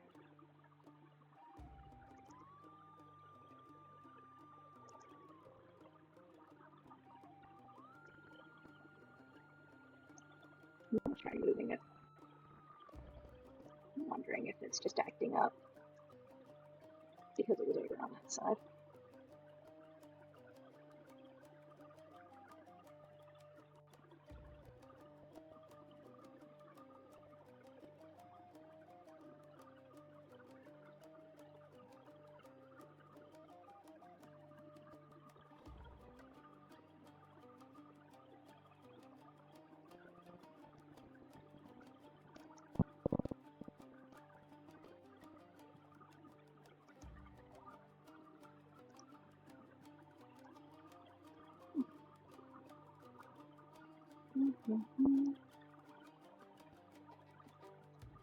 Yeah, I might have to do the other one.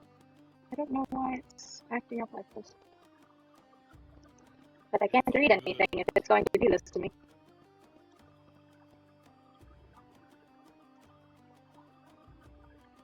Actually, hold on.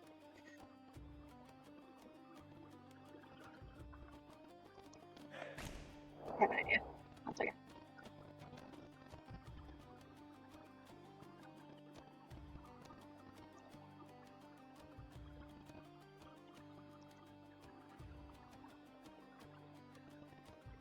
Here we go. We're gonna do this. Let's see if that works. Yaha! Loophole found!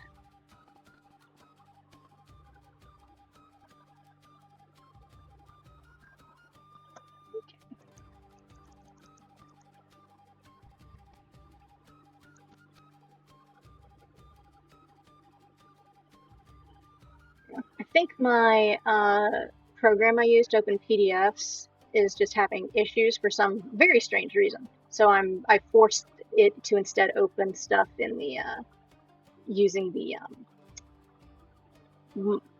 web page. So the web page can also open a PDF. It just was fighting me for a moment. All right, here we go. You're good.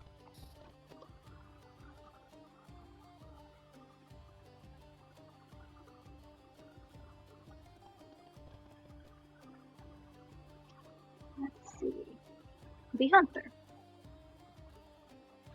For a moment, you are filled with the vision of a sunlit, dappled forest floor. And from the shaded ferny depths, you see a white stag emerge.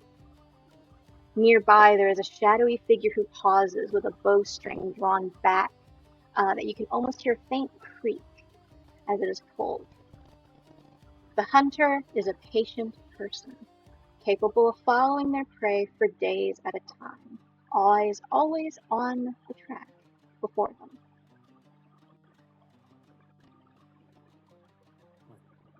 You realize the vision you're seeing, this sense of needed patience, might be referring to something else.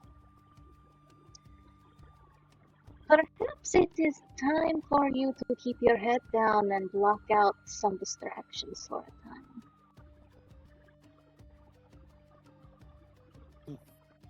This does not quite feel like it's referring... Oh, maybe it is actually referring to your past. You've been in pursuit of stuff from your past for a while now. Your family, relics, reputation. Perhaps it is time to slow down.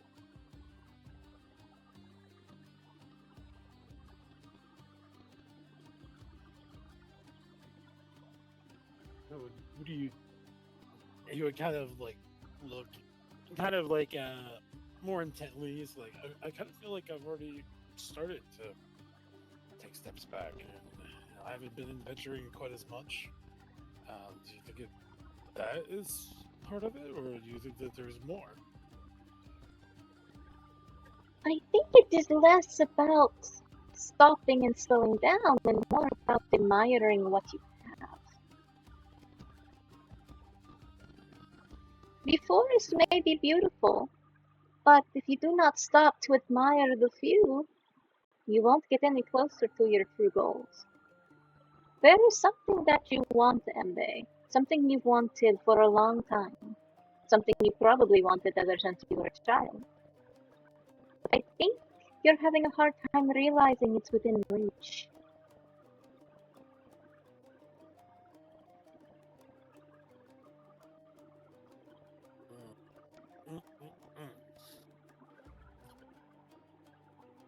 You would see him kind of scratch his head and kind of squirm a bit.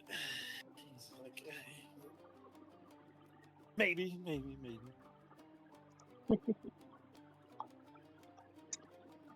then the second card. The wise one, but in reverse. You see what looks like a black hand, this like inked black hand against a white paper, holding what looks like a piece of aster and rosemary.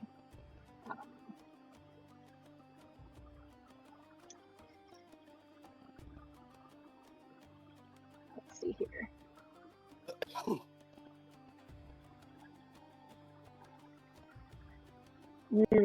I think this is definitely tied to the last card. There is something that you want, but you've been hesitant to really see it as being within your reach because there are others around you that make you feel like what you want has to fit in a certain mold. Perhaps you're feeling a bit restricted by what feel almost like rules or a base that others view things. It's a social structure, so to speak.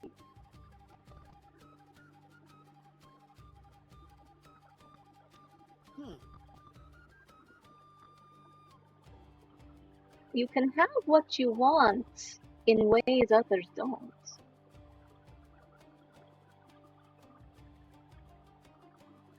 You're allowed to break the mold and still be happy.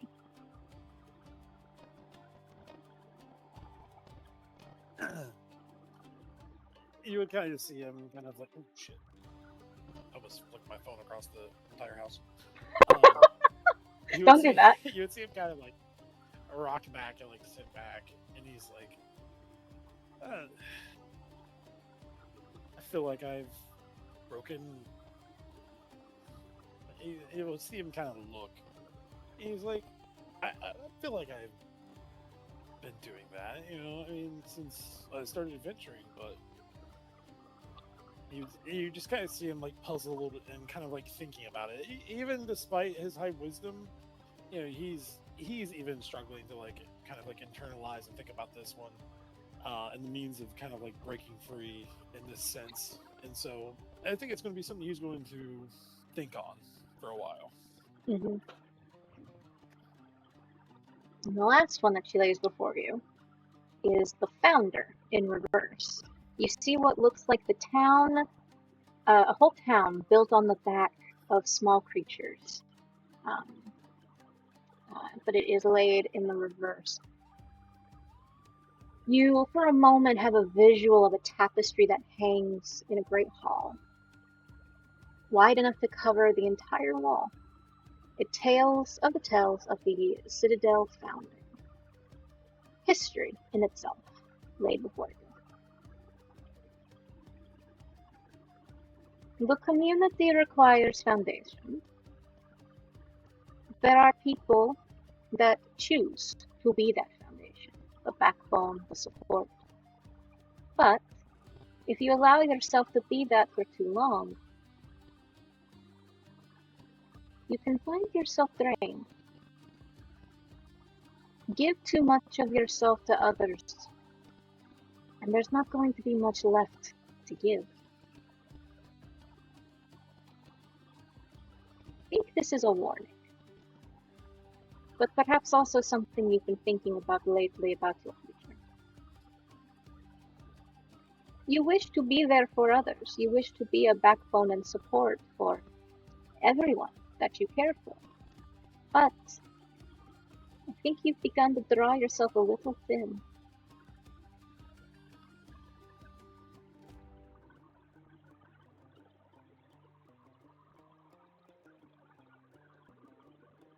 Are you eating me right now? I sure am. How dare you? Oh boy. Oh no. Oh no. Hitting nails on head, I'll put it in the apparently. side chat. Hitting nails on head, Oh no. Oh, I made a GIF of whenever Emma found out that Lee was been drinking. Scroll up in the chat a little bit. Lee, Emma,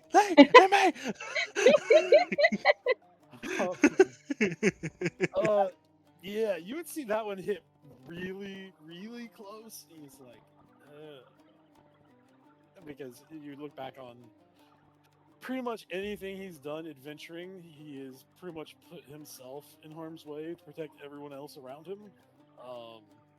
And despite it feeling like a warning, despite it being a warning, I mean that's like MB having to change who he is, and we'll see how that warning gets taken. Consider it like this, and you need to slow down. You want to slow down. What you want is right in front of you, but you have not realized you can have it in a different means than perhaps what you expected it to be. And if you're not careful, spreading yourself so thin, what will you have left to give the one you care about most?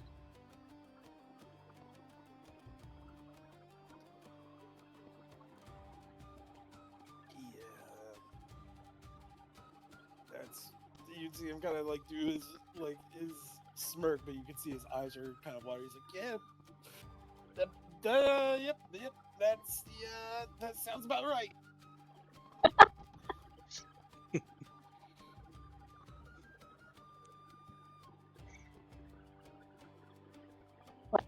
It seems to me you have quite a bit to think about. Yeah, you would see him take like a deep exhale from this one. He's like,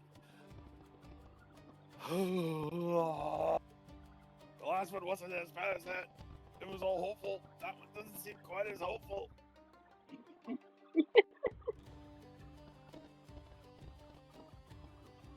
would just kind of see me. He's like, I guess it's back to working on those things, because those are things I should be working on already. But you would see him kind of stand up and obviously give Katya the bow and the grace that he always appreciates her doing it.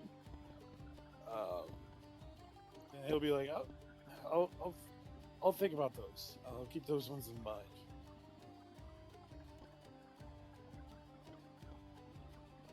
I was about to turn around and be like, "Where's my wife?" And I thought she was going to be gone. She hasn't left. She's right there where you left her. She looks like she's gotten a new mug, but it looks like someone's convinced her to drink water. Walks doing a handstand. You would see MB do the old switch. You would see him with his tankard pull out another tankard and pour it full, and sit down and be like, "Here, if you want more, here's this one." And he's handing her a tankard of sobriety. She'll take it. I'm gonna have her do a check really quick. You wasted. I'll tell you right now. Alcohol like that, Mbe. I'll tell you right now, she is not actually in the mood to not be sober. But she's definitely not sober right now. So I'm gonna have her make a perception check, but at disadvantage.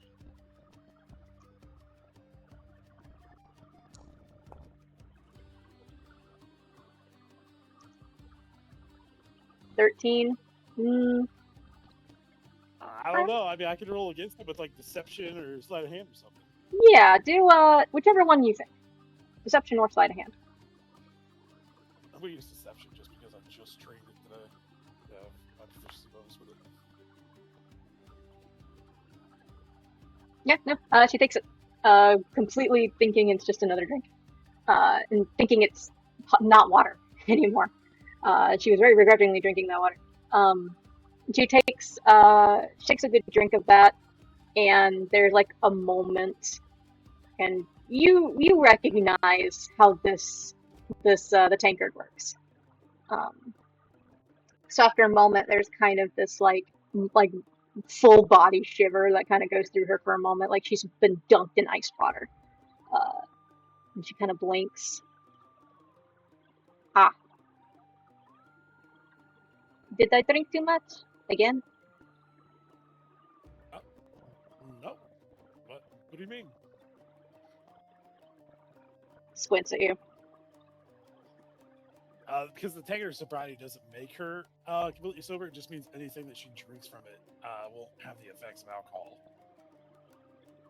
Oh. So did she clock that? Oh, if she clocked that, no wonder he's marrying her. I think that she did, but she's going to continue to drink it, kind of squinting her eyes at you. But she's continuing. At least it's not water. It's like non-alcoholic beer. Yep. Yeah, yep, that's exactly what it is. Yee. You would see him give her the typical smirk and the look up and kind of like the shrug of the shoulders. Embe, real quick, roll me a perception check. Just for the hell of it. Oi, oi, oi. Please don't go bad. Let's go. Back-to-back 19s when perceiving her. Wow, freaking 27. You notice a crumpled piece of paper sticking out from underneath her bag that is at her feet. Oh man. Let's do the.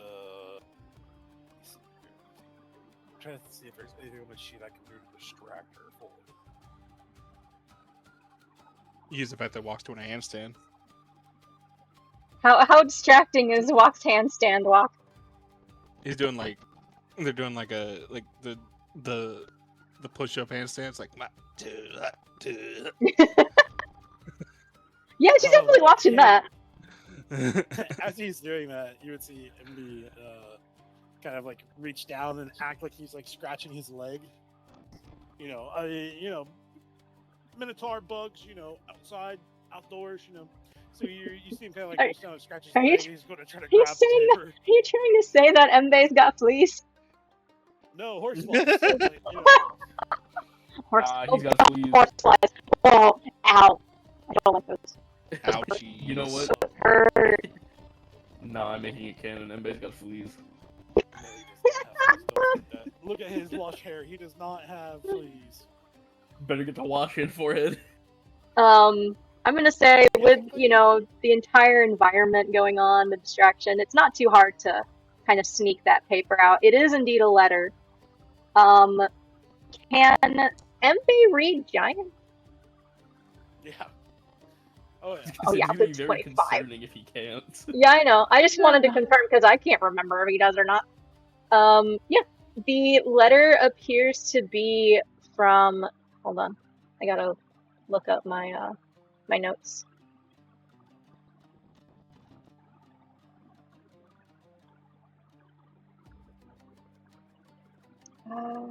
Okay, the letter appears to be from signed by a Magnus.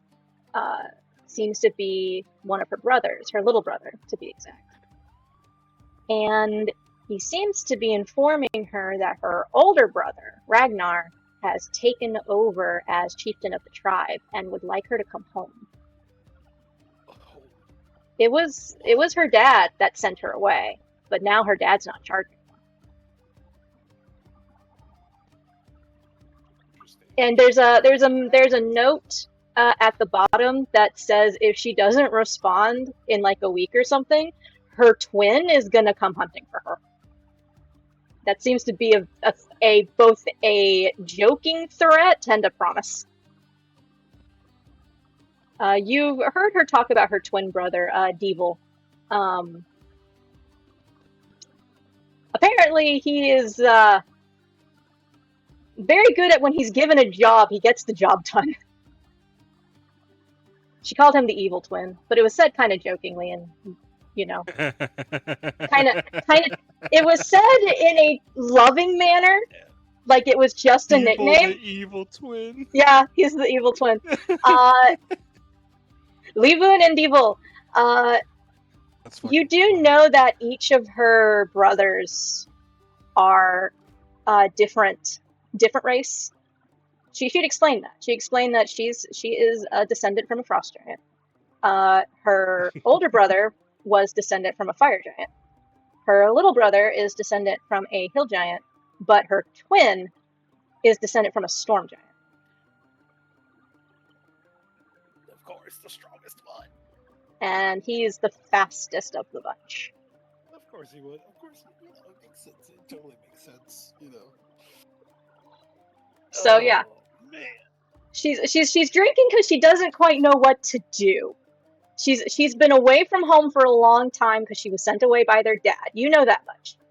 You were under the impression she didn't know how her brothers felt about it, but seeing this letter of like, hey, your older brother's now in charge. He wants you to come home. And your brothers are going to come looking for you if you don't. So. Yeah, no, I mean, it definitely sounds like we should go. If not, I have a feeling Emmy is going to be the one getting his ass beat for this. Be prepared to get this shovel talk 3 different ways. Yeah. All right. We can move on. We can go to somebody else. Yep. I'll talk to my future wife later on. What? All right, with that.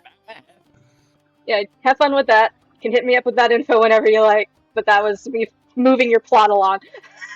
Because we dropped that ball for a while. Moving on to the next one. I believe, Carlos, you have are next in line. And funny enough, Kruben is last. Which I thought was hilarious. And very fitting, considering what I know is going to happen there. So, Carlos, what would you like to do? Alright. I suppose everything's sort of like simmer down on this side over here. You would see Carlos like take a box of his cigarettes out of his jacket and he'll use sort of campfire in order to light it. And he'll stand up and will notice everybody's been coming from the direction of this lady over here. He'll eventually make his way over there, sort of just talking to himself. He would say, seems like everyone's been coming from over there. Let me check out what's been going on. And as he does so, he's kind of still carrying on that sort of bottle of alcohol he had earlier. He's gonna basically just tuck it away over here.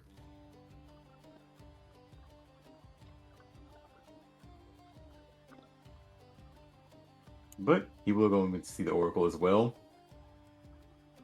She will glance up as she sees you,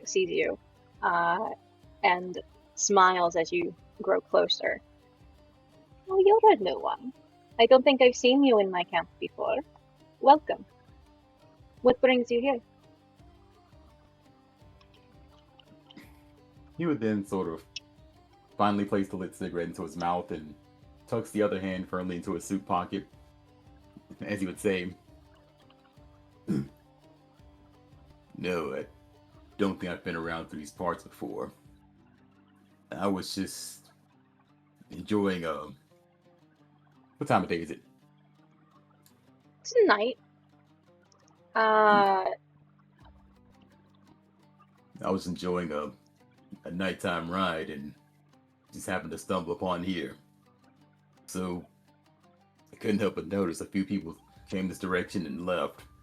Exactly what's been going on. I am known as a oracle. I do card readings for those who are curious about perhaps thinking more on a spiritual level about their past and their present, but also maybe have questions about their future.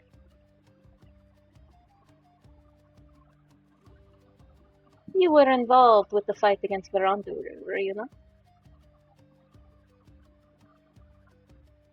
Yeah, I was there for that little fight. He's just kind of scratching the back of his head.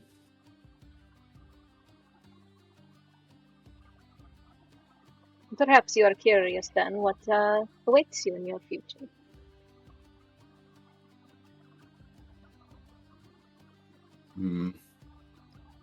I guess it couldn't hurt at least. Sure, let's see what you got. She shuffles the deck, the card seeming to move like on an invisible thread between her fingers. And she pulls the first card. Ooh. The sun.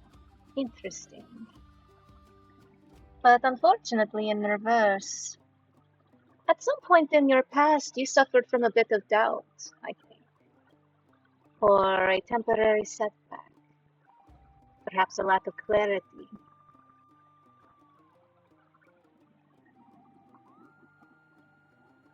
If that is right. Well, yeah, you are right about that. Got myself into a little heap of trouble that I'm still working to pay off right now.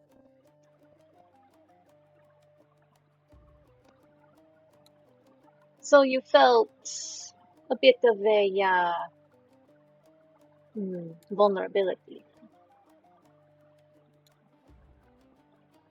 You notice he kind of looks around left and right just to see if there's any like prying ears to the conversation they're having right at the moment. As you would hear his volume drastically lower for a bit, as he would say, "Well, yeah, of course. The only reason I got caught doing that 1 gig is because I was doing it for a good reason."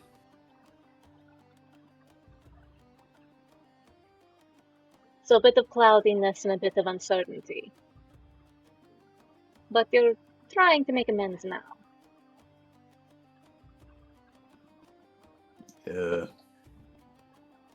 I suppose that would be a fitting way to look at it. Then let's see what is going on with your present.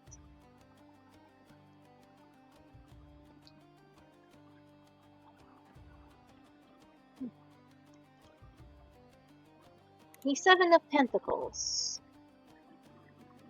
Interesting. This card usually is referring to a sense of patience, investment, diligence, persistence.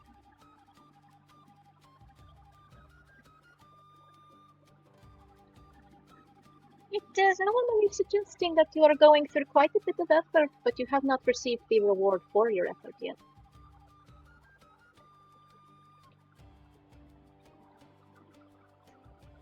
Yes, that's true. That's another one that's right. Yeah, I took up the line of work of adventuring in order to make money a little bit faster than I was beforehand. But it's gonna be a long process either way. This at least expedites things. Still works towards my main goal of getting what I want done, as well as obligations. Eventually, rewards will be yielded for your effort, but you have to have patience for it. You seem like the patient type.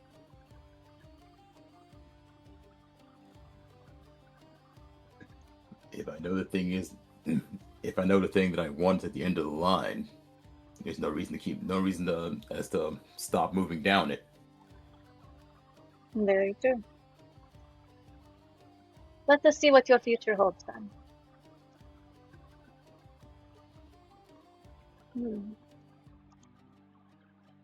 The King of Cups, yet in reverse. There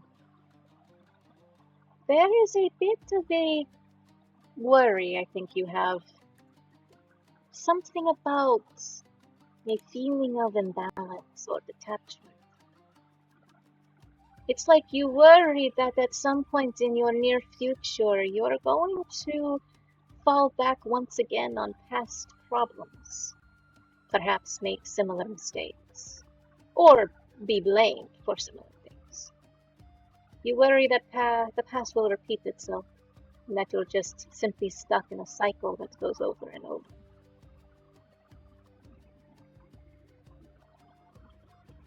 Immediately upon saying that, you would hear, like, you would be able to actually see, like, the cigarette in his mouth, he would actually be biting down on as he would see it visibly bend. As he kind of, like, lets it fall out of his mouth upon realizing what just happened. As he would say, "Can't happen again. It won't. I'm going to make sure of it.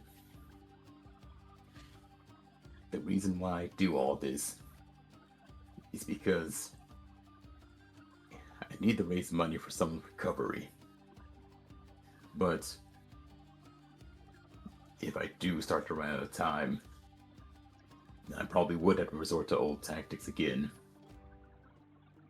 But that's all I've got left at this point. I've lost everything else already."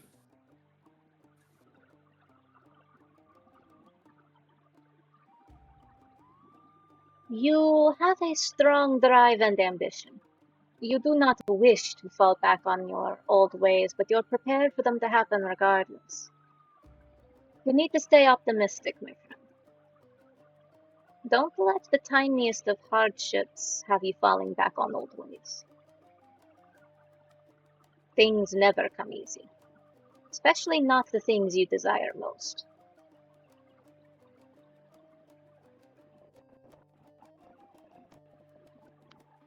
He would give a loud and audible sigh. He would say, "Right, right. Just have to keep going with when things are going right now."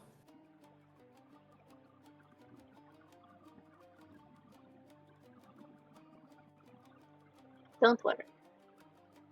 You'll find your way eventually. The path is already out before you. You just have to keep your head up and keep moving forward.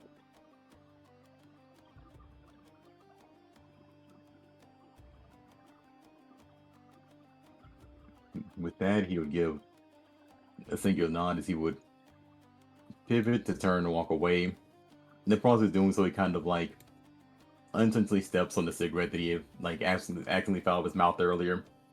You notice he likes to take a step back and will pick up the butt of the cigarette from before. Will place it into his pocket and will keep moving forward. But you can tell that in a normal scenario, like just based off of how naturally he did so, that's normally something he wouldn't do.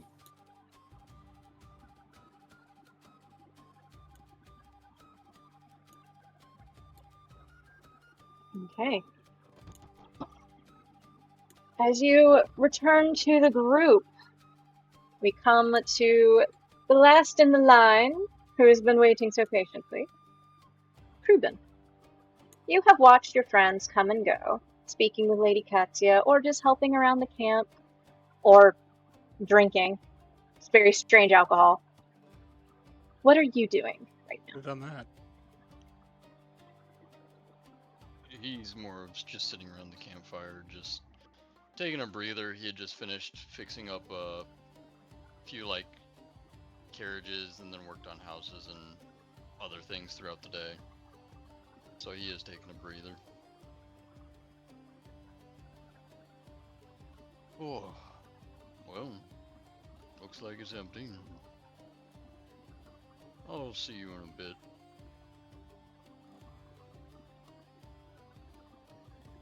I love how everyone, like on purpose, completely skirts around the horse every time. Just be better. Don't even be near the horse to begin with. Ah. Hello, Horse. Master Kruben. Ma'am, I did done fix your carriage wheel that you asked about earlier. Thank you. It looks almost good as new. And I also should thank you for waiting so patiently for the question I know you wish to ask. I did even make sure I brought that note again, and he'll reach into his armor and a compartment will pop open as he pulls out the black letter. Pretty sure this is you. She smiles, and you notice that as she holds her hand out for the letter, the paper folds in on itself and turns into a card. That was neat. Never seen anybody do something like that. I have many tricks up my sleeve. I know the question you wish to ask. It is a bit more complex than just a simple answer. But what you're seeking, what you wish to do, so it's just a minor hiccup. Just a minor hiccup, everyone. Just another crash. I don't know why. Don't know why it keeps crashing. I did not have this happen at all during the Verandery raid. I would think that is when the crashing would happen, is the Verandery raid. Goodness. Oh, maybe I'm leaving the tarot thing out for too long. Maybe that's it. Maybe it doesn't like that I have that in a different window. Okay, that's fine. I was going to do my regular deck anyway. Or the OBS is cursed today. Yeah, that's also true. That is very true. Unsung, it could just be cursed today. We will do my usual card deck then. I wanted to do my real deck anyway for this particular reading. So, what you want is not easy. You wish to reclaim a friend that has already passed to the other side. The body is gone. You will have to rebuild that. What you seek now is the soul. Sadly, the soul has been scattered.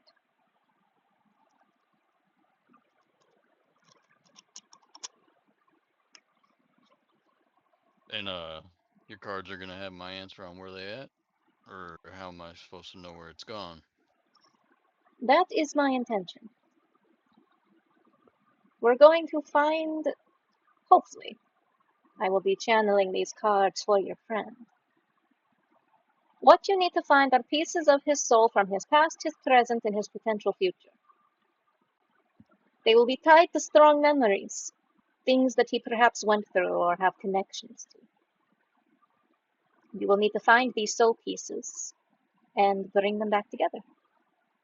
After that, your next task might be the most trickiest. You're going to have to go back down to the buildings below the water.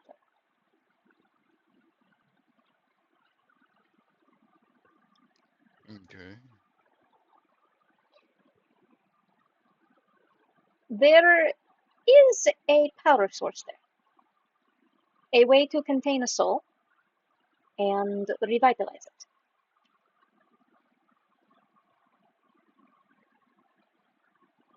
Now, I need to know on your powers and abilities.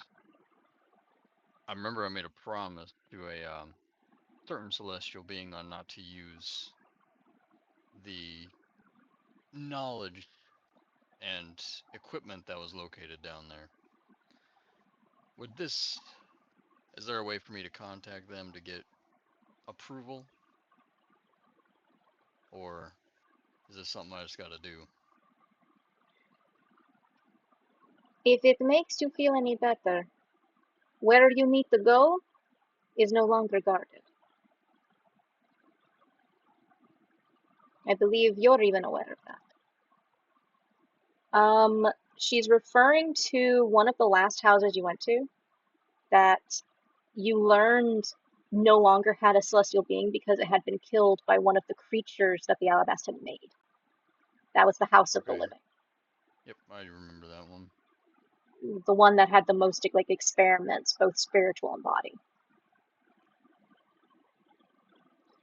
What they have down there is a means for, say, a rudimentary one use of a forge. So there is another forge. No, it is not another one. It was their mockery of one. And even still, it is not whole. But you need that power source because it is the one thing I can think of that can contain and house and remerge the soul of your friend Hux. That is what you need to take to, well, I believe your friends found a bit of a forge that no longer works, yes?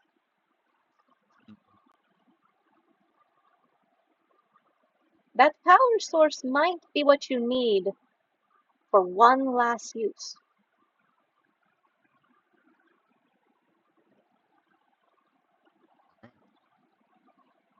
Or at least will lead you.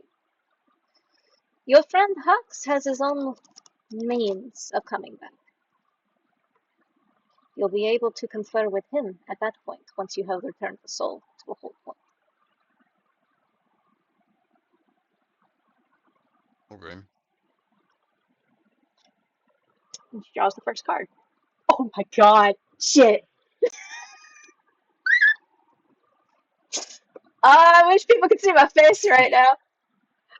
So the Shit. Here we first go card, again. okay, so she's explained to you, Kruben, that the cards are supposed to show us important memories of Hux from his past, his present, and his potential future that are tied to his soul.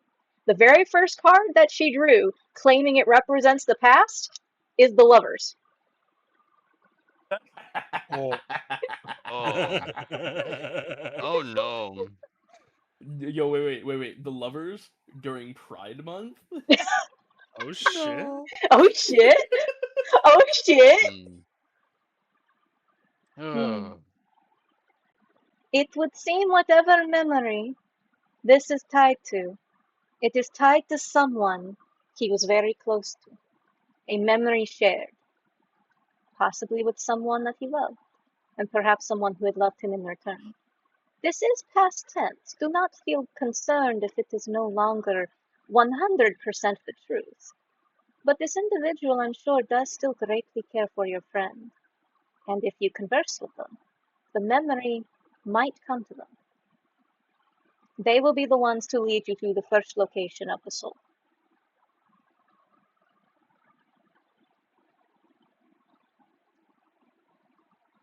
Cough, cough. Glenny, cough, cough. oh, I know. Yeah. Just with complications, that's all. Yep. Fun. Alright. So, the present.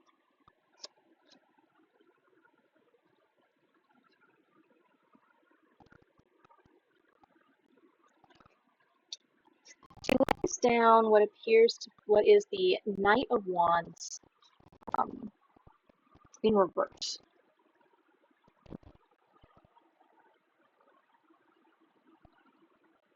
There was something your friend dealt with rather close to right before he died. Something that perhaps you would have considered to be a cruel act against nature or someone of evil mindedness. It was something that he had to deal with. This could be his own inner demons, a rival, an enemy. But something of a dark heart.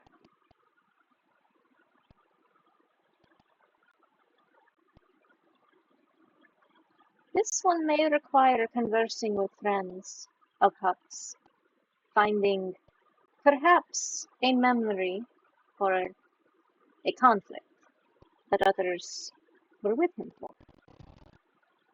I would say perhaps a past endeavor or adventure, right up before he had passed away, but it was a task that had angered him, something upsetting.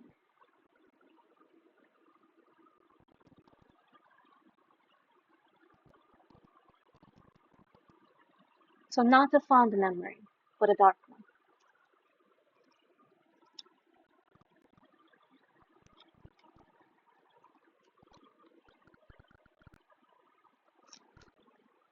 And she draws the last card.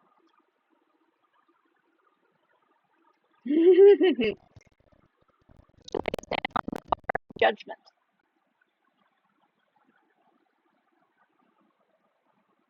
An awakening, a purpose, a reckoning,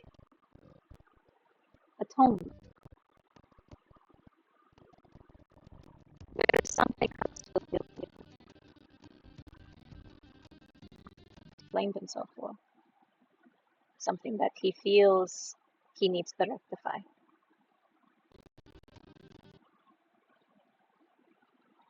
This part of the memory, I don't quite know if you'll have the proper direction for until after the pieces.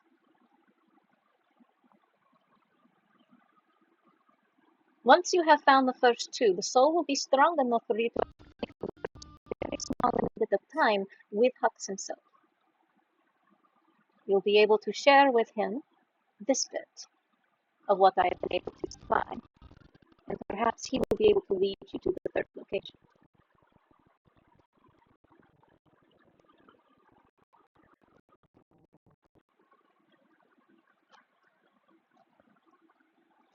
She then takes the deck and turns it completely upside down so that the card that's on the bottom of the deck is what appears next. The final location. The shadow card. Probably the hardest place you will have to go to find that soul piece. She lays down the card, Justice. A hard truth. Clarity, cause and effect, balance, accountability. Someone is going to have to accept something that they never wanted to. A hard lesson, a secret they've kept to themselves, a difficult truth. This may not necessarily just be Hux's, but it might be those of everyone who's trying to bring him back. Bringing back someone from the other side is going to require quite a bit of, shall I say, soul searching, if I can point, if I may be so bold. It is not going to be for the faint of heart. Many of you are going to have some hard pills to swallow. Because you're not doing this for yourself, but at the same time, you are. There are parts of you, many of you, wanting to bring back your friend from the other side that other beings of the vine might consider selfish. You have to accept that part of your desires are selfish to bring him back. But if you can work through that, focus on what is bright and good and what you know to be true, then you should be able to succeed. But you're not going to without accepting every angle of this, both the good, the bad, and probably the ugly. Oh, damn. He puts his head down because you just read him like a book. There are parts of this that he doesn't like. Deeply. But he... that shred of what he saw and what he still believes is a dream is what he's going for. So, above table, DM lead 2 players. Your first goal, the first memory, is going to be linked to Glenny. You will have to talk to Glenny to try to work out where that strong memory would be for the soul piece. Now, we will be able to work with Lord Lost on this. He's been working on these. He will probably converse with Glenny privately on that. All of these pieces are going to be quote-unquote in Keeper's Coast, but I've also got permission from the leads of Ajer Valley and Altaj. If any of these memories, according to Lord Lost, actually link to a location there, I have permission to actually pretend and play like you're there, if needed. But some of these can actually be done in Keeper's Coast, depending on the theming. It'll depend on what Lord Lost has decided on. But your first step would be talking to Glenny. Secondly, talking to those that you think are closest to him that might have been more familiar on what his hardest struggle was. Which could have been something with himself, could have been a monster, could have been a quest that he was on, but it was something that was a struggle and something that upset him. Would have been something probably right before he had died. Oh, how are we gonna find 6 beholders? Oh, I know where to find them. You know where to find Chaos. 6 beholders. I know where to find 6 beholders. You The might just chaos. need Yeah. one. Oh. Alright, well, And there is one in Keeper's Coast. so I have to go down south if I want to go find 6 beholders. So that's the first steps is Glenny, close friends, and then after you have the 2 soul pieces, finding the last 2 locations will be easier because you'll be able to actually converse with Hux himself. But in total, you're looking for 4 soul pieces. This is me explaining, hey, this is going to be 4 separate quests, not quest lines each, just a quest to get each soul piece, and then after that will be a bit of a... Is there another bot in the thing? There's another bot in the thing. See it. Probably. I see it. My mouse just... Smite. I'm gonna go smite. Go away. Smite. Be gone.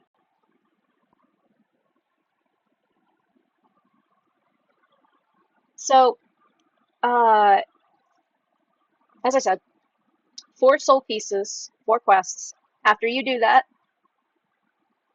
you've been informed that you can strengthen and combine the souls into almost a power source using something from the House of the Living, from the Alabast House. After that,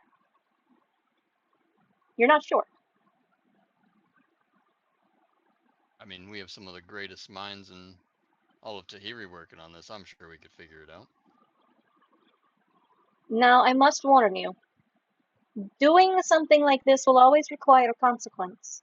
A price will be paid, not just by your friend, but by those who have chosen to try to bring him back. If you desire this as strongly as you claim, if those who love Hux desires this as strongly as they claim, well, they must be willing to pay the price to do it. Keep that in mind. Do you have any insights into these prices? It can depend on the soul.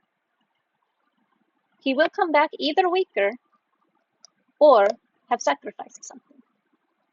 It would not be the first time I have seen souls brought back without any of their memory, never to be reclaimed.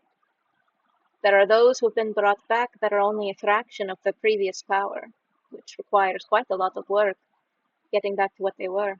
And perhaps they never will. A type of weakness that just settles in the bones. But also, there have been those, when it comes to bringing back anyone, having to sacrifice something of themselves to make it work. Mm-hmm. There are those I know who sacrifice many things. Some have sacrificed physical pieces of themselves, body parts, a life essence, so to speak. Those who sacrificed other portions, perhaps mental, psychological, emotional. Something must be given to be received.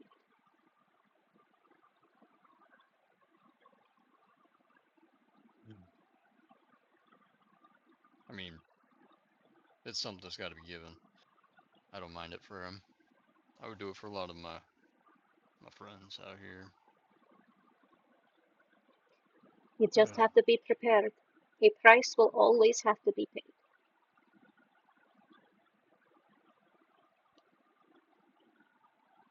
Be sure that any that go into this final bit, and I mean the final, hunting through the souls, that is one thing. Perhaps you will see distant memories, things very more personal to Hux. But it is the final stretch, after you have the power source and the soul combined, and you're in the process of bringing back the body, so to speak. That is when the price will have to be paid. That is when you need to make sure everyone involved is ready to commit 100%. If anyone falters, even a little bit, you will lose him and you will not get him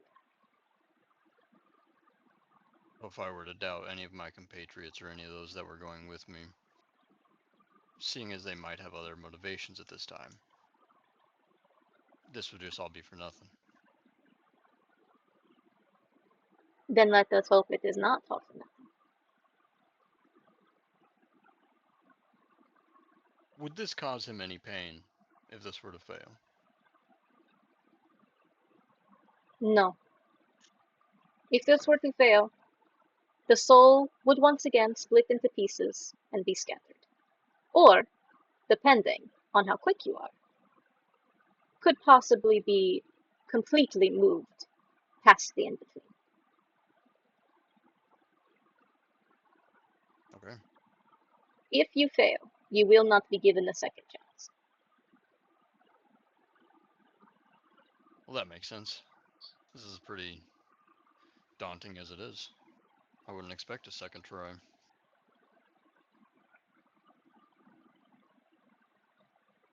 Any more wise or anything you have to impart on knowledge-wise? At this moment, no. But I will let the strings speak as they will, and if I feel any connection to your friend, I will reach out to you. In the meantime, you have your first steps. Standing. He'll get up from the chair, push it in, and thank you, ma'am. You are welcome. And I wish you luck. Steps out, sighing a big breath. And then he's just gonna step over and lean against the cart for a while. Just thinking about what's gonna happen.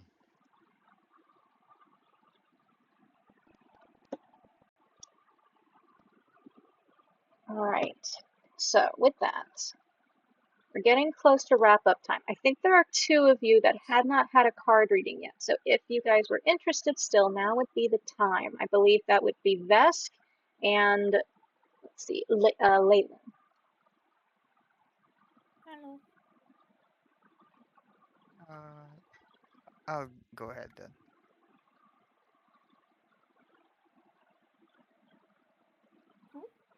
Better go.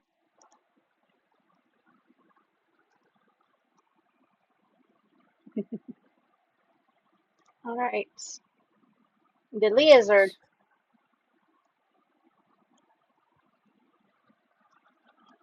Hello again. It has been some time. Indeed, it has, friend Oracle.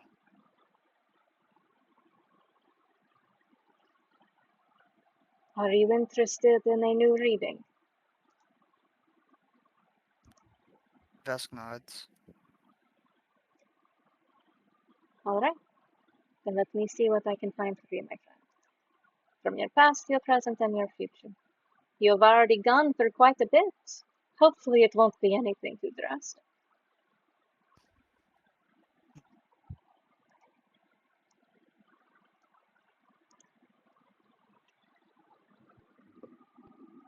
The Ten of Cups. This is definitely more of your most recent past, as it speaks of happiness and family. Fulfillment, mostly.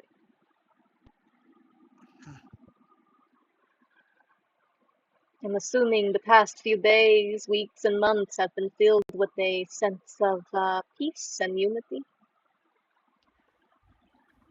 Indeed, friend Oracle. I have been receiving news of the happenings in New Embers. It is very good.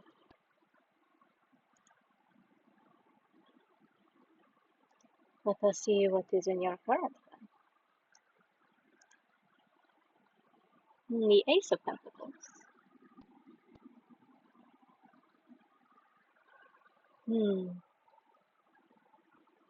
This seems more recent, so yes, present. I do not know if it has anything to do with the conflict that you went with Farandaru. I do know that I believe you were a part of that. Yes. Speaks of missed opportunities.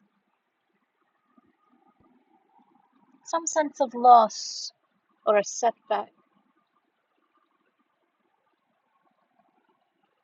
There were points in the fight where I could have done something, but my body just said no.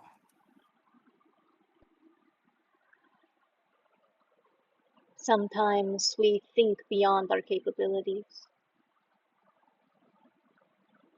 Do not hold that against yourself too much. You still did the best that you could.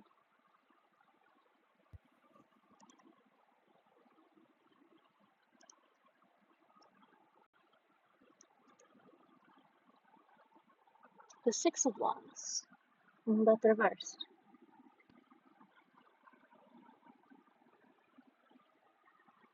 There is something on the horizon you're afraid of.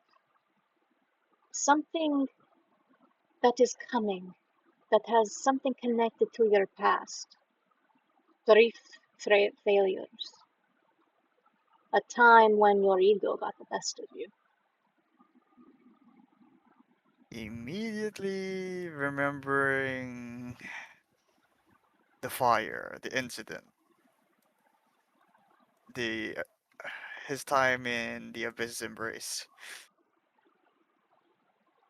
and just a silent nod. Things are coming to a head, my friend.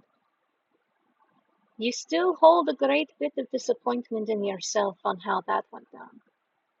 But perhaps this card is a sign that you will have your chance to redeem yourself one day. This time, this failure from your past is not through with you. You will have to answer it eventually.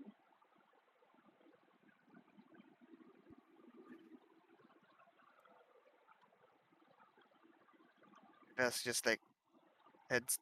His head is just down. Like he has a feeling back on his head that it was bound to happen eventually, and it's not gonna be good. Nope.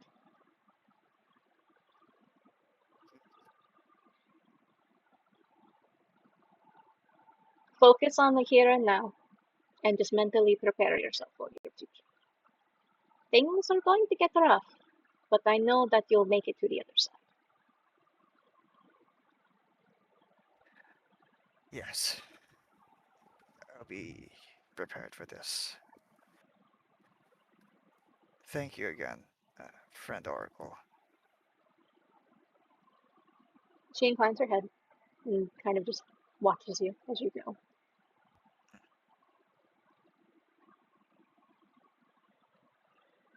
And that brings us to Leyland. Would you like a reading before we wrap up the night? I would. Lylon has been over here helping this man, like, cook up his stuff, but eventually the food has to finish, right? So Oh, it's she's been finished for a while. You probably helped like handing bowls out and then like taking bowls back and refilling them and handing them out again. Dinner is she's long been soup gone. kitchen. Dinner been is soup long over. And while she's been wandering around the camp, she has noticed multiple people leave this tent in varying amounts of distress.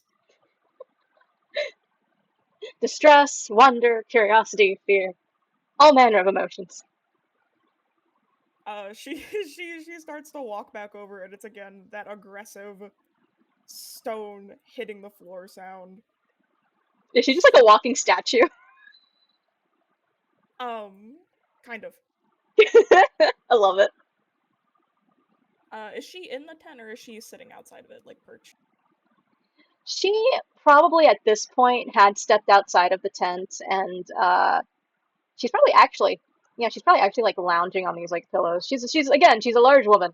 Um she's got her own bowl of soup that she just finished. Even though just from looking at her, you know she doesn't need to eat. But you see the deck of cards that are floating and shuffling themselves by themselves, like in the air. Oh, the soup is very good. The soup is very tasty. Hell yeah, soup. Good soup. It's good soup. It's like some good old fashioned like Guinness stew. Good shit. Good shit, mate. Are you the individual that has been upsetting everybody? I do not go to upset anyone.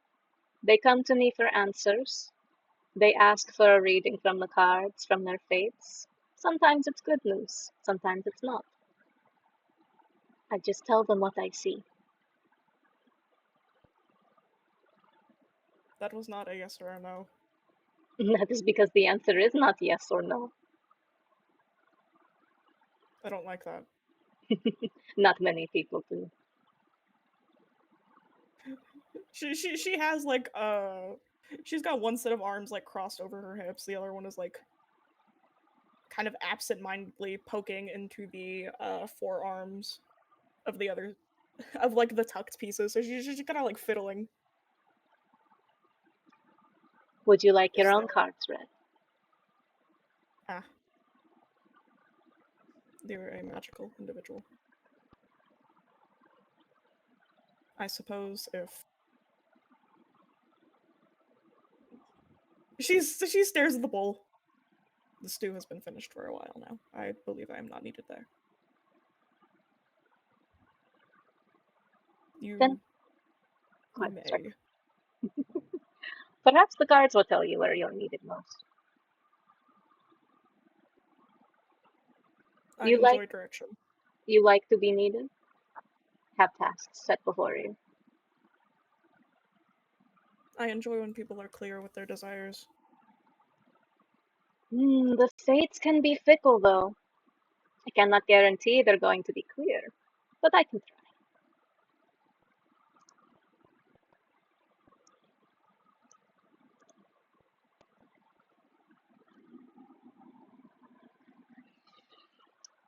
7 of Pentacles. This is referring to your past, and I'm assuming at some point in your past, whether it be more recent or distant, there was a time when you felt impatient because of a lack of progress around you. Perhaps you were even frustrated.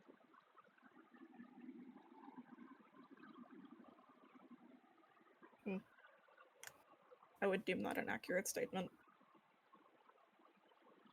Would you say this might be the reason you are out as you are now as an adventurer, wanting to help people? Because you were not able to before? She just like blank face stares at you for a second, and then kind of like her eyes like jut to the floor. My impatience is with those not willing to be stronger. To help others, you must help yourself. Those are wise words. Do you think that you are able to help yourself?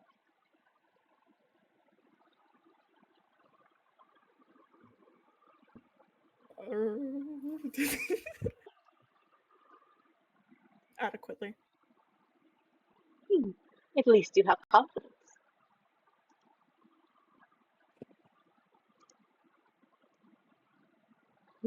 Interesting. The 3 of Pentacles. Has it mistaken me for a fish? No. No, this is good. This is referring to your present, what you're striving for. You're striving for work, teamwork, collaboration. Perhaps a bit of challenging your own skills. You wish to prove your competence.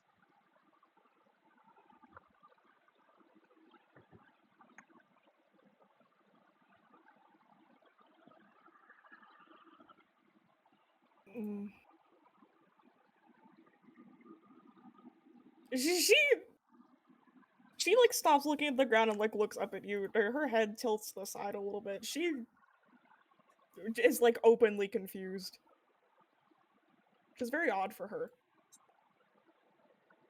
What about that has confused you? What are you? I'm an oracle. Do all of your kind have this consistent accuracy? I am the only one of Your kind is wild. the kind is Katya. I am very old, child. I have been around for a long time. Not just here in Tigre, but in other realms, other worlds, other universes. I have seen things others will only ever dream of seeing, and perhaps that is what has allowed me to commune as I do with the fates. I see the strings, I see how they pull, and I see what the cards want to show me and the individuals that they're being read. It is about bringing up, well, your intuition. Consider me a spirit guide. I am showing you things about yourself that either you did know, or you didn't want to know.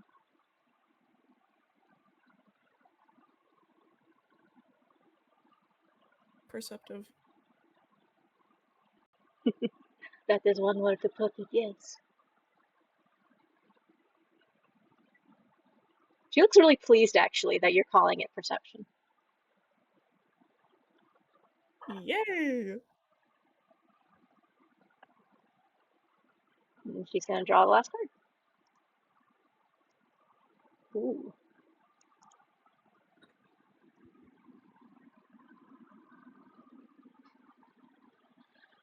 Your future.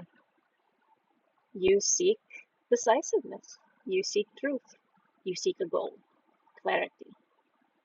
You want your future to be something laid out before you that you can pursue without any confusion or any misstep.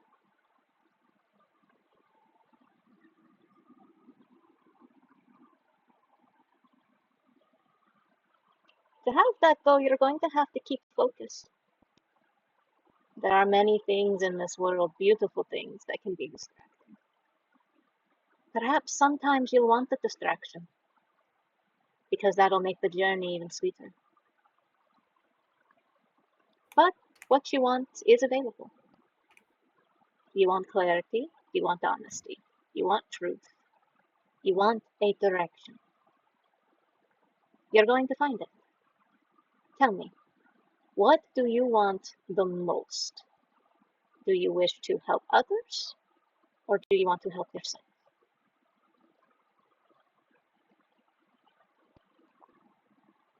As you have stated earlier, she'll like turn over her she'll turn over the bottom set of arms and like show you her forearms, where you can see on each one there is a rune carved into it. It is the stone rune and the ice rune. Can the answer not be both? The answer can be both. Helping others helps yourself, and vice versa. But it's a healthy way to look at it. You said you seek direction. You want to know where to go next, where you're most needed. I can give you direction.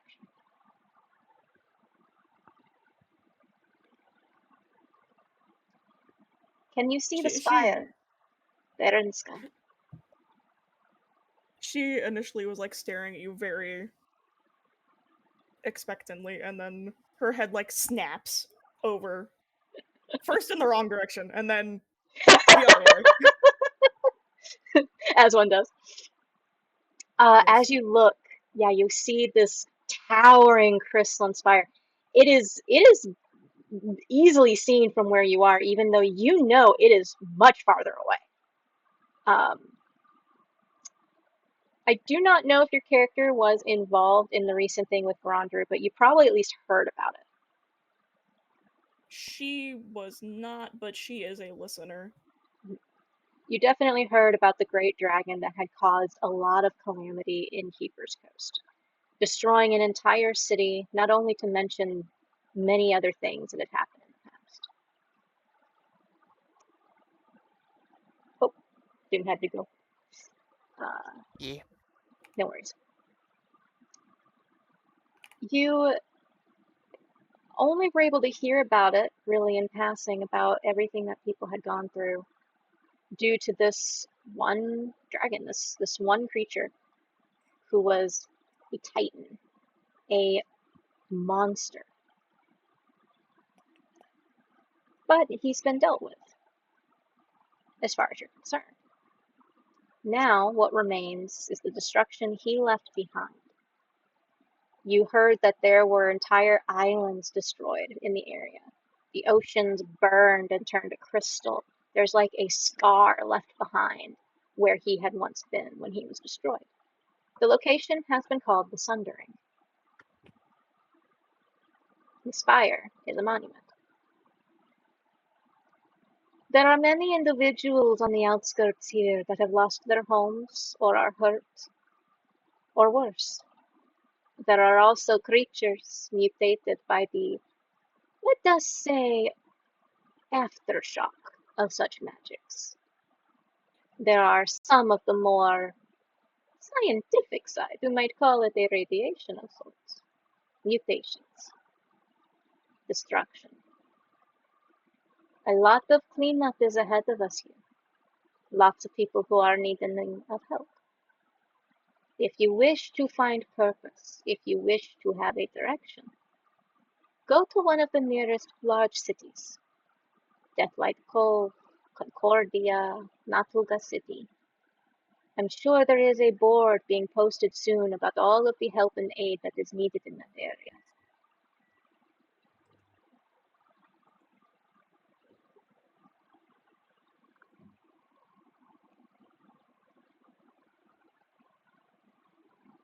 I will partake in your advice. I am not sure what the others had heard, but I do appreciate the insight. I try my best. I answer questions when I can, give insight where I can. Sometimes the cards are not always clear. Sometimes they are. I would consider this a good night. I would as well. May I take your bowl? Yes, thank you. The soup was very good, by the way. I was merely following directions. Bowl. Bull. I love this character. Stone Oh. scraping sound effect. I don't know why, but my brain, I can visualize this character so easily. I love her. Bowl. I think there's maybe 2 people in this call who have interacted with her or seen her in a session before, and they can confirm that she's always like this, I promise.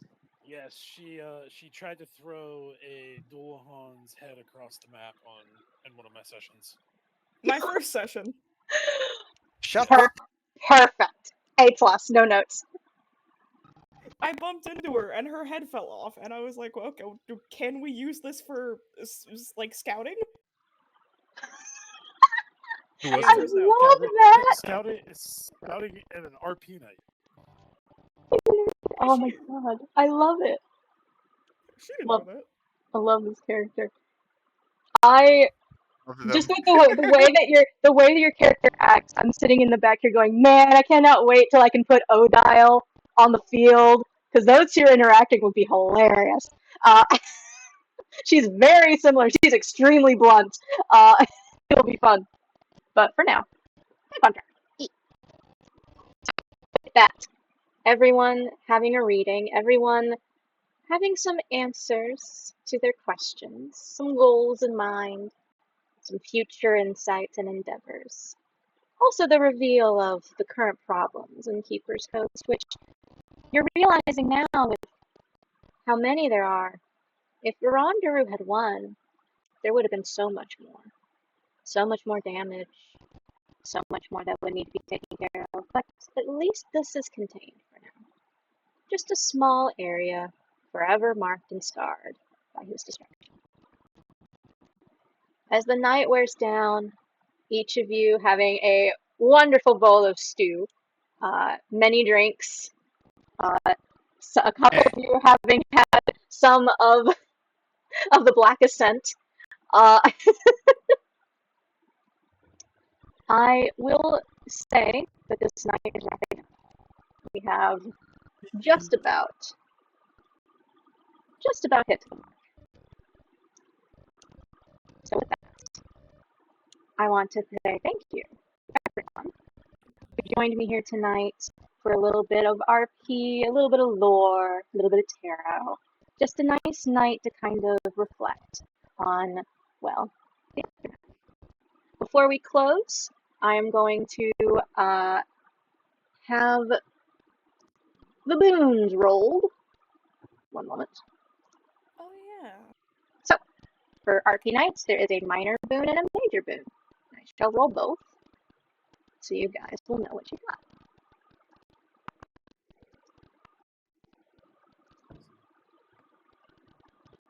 Alright. For your minor boon, Elemental Touch. After hitting a melee attack, you may add 1d12 acid, cold, fire, lightning, or poison to the damage roll. This applies Nice. to your very next attack. Your second one. Oh, perfect.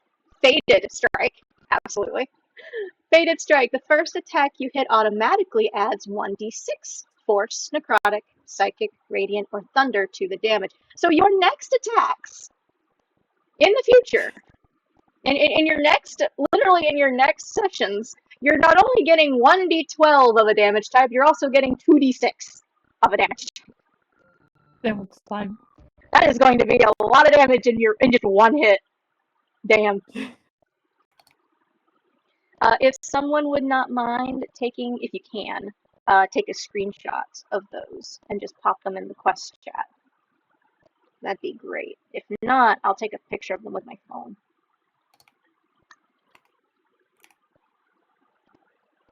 Just to make sure I have it. Got it. You got it? Ah, thank you. So those will be added to the quest chat so that you know your boons for your next session. So with that, again, I thank you all for joining me tonight, and I hope you guys have a wonderful rest of your evening. I will go run this now, so you will get your 10 AP. And I hope you enjoy the rest of your night, and you will definitely be seeing Katya again. Have a good night, everybody. Good night. Good night. Good night.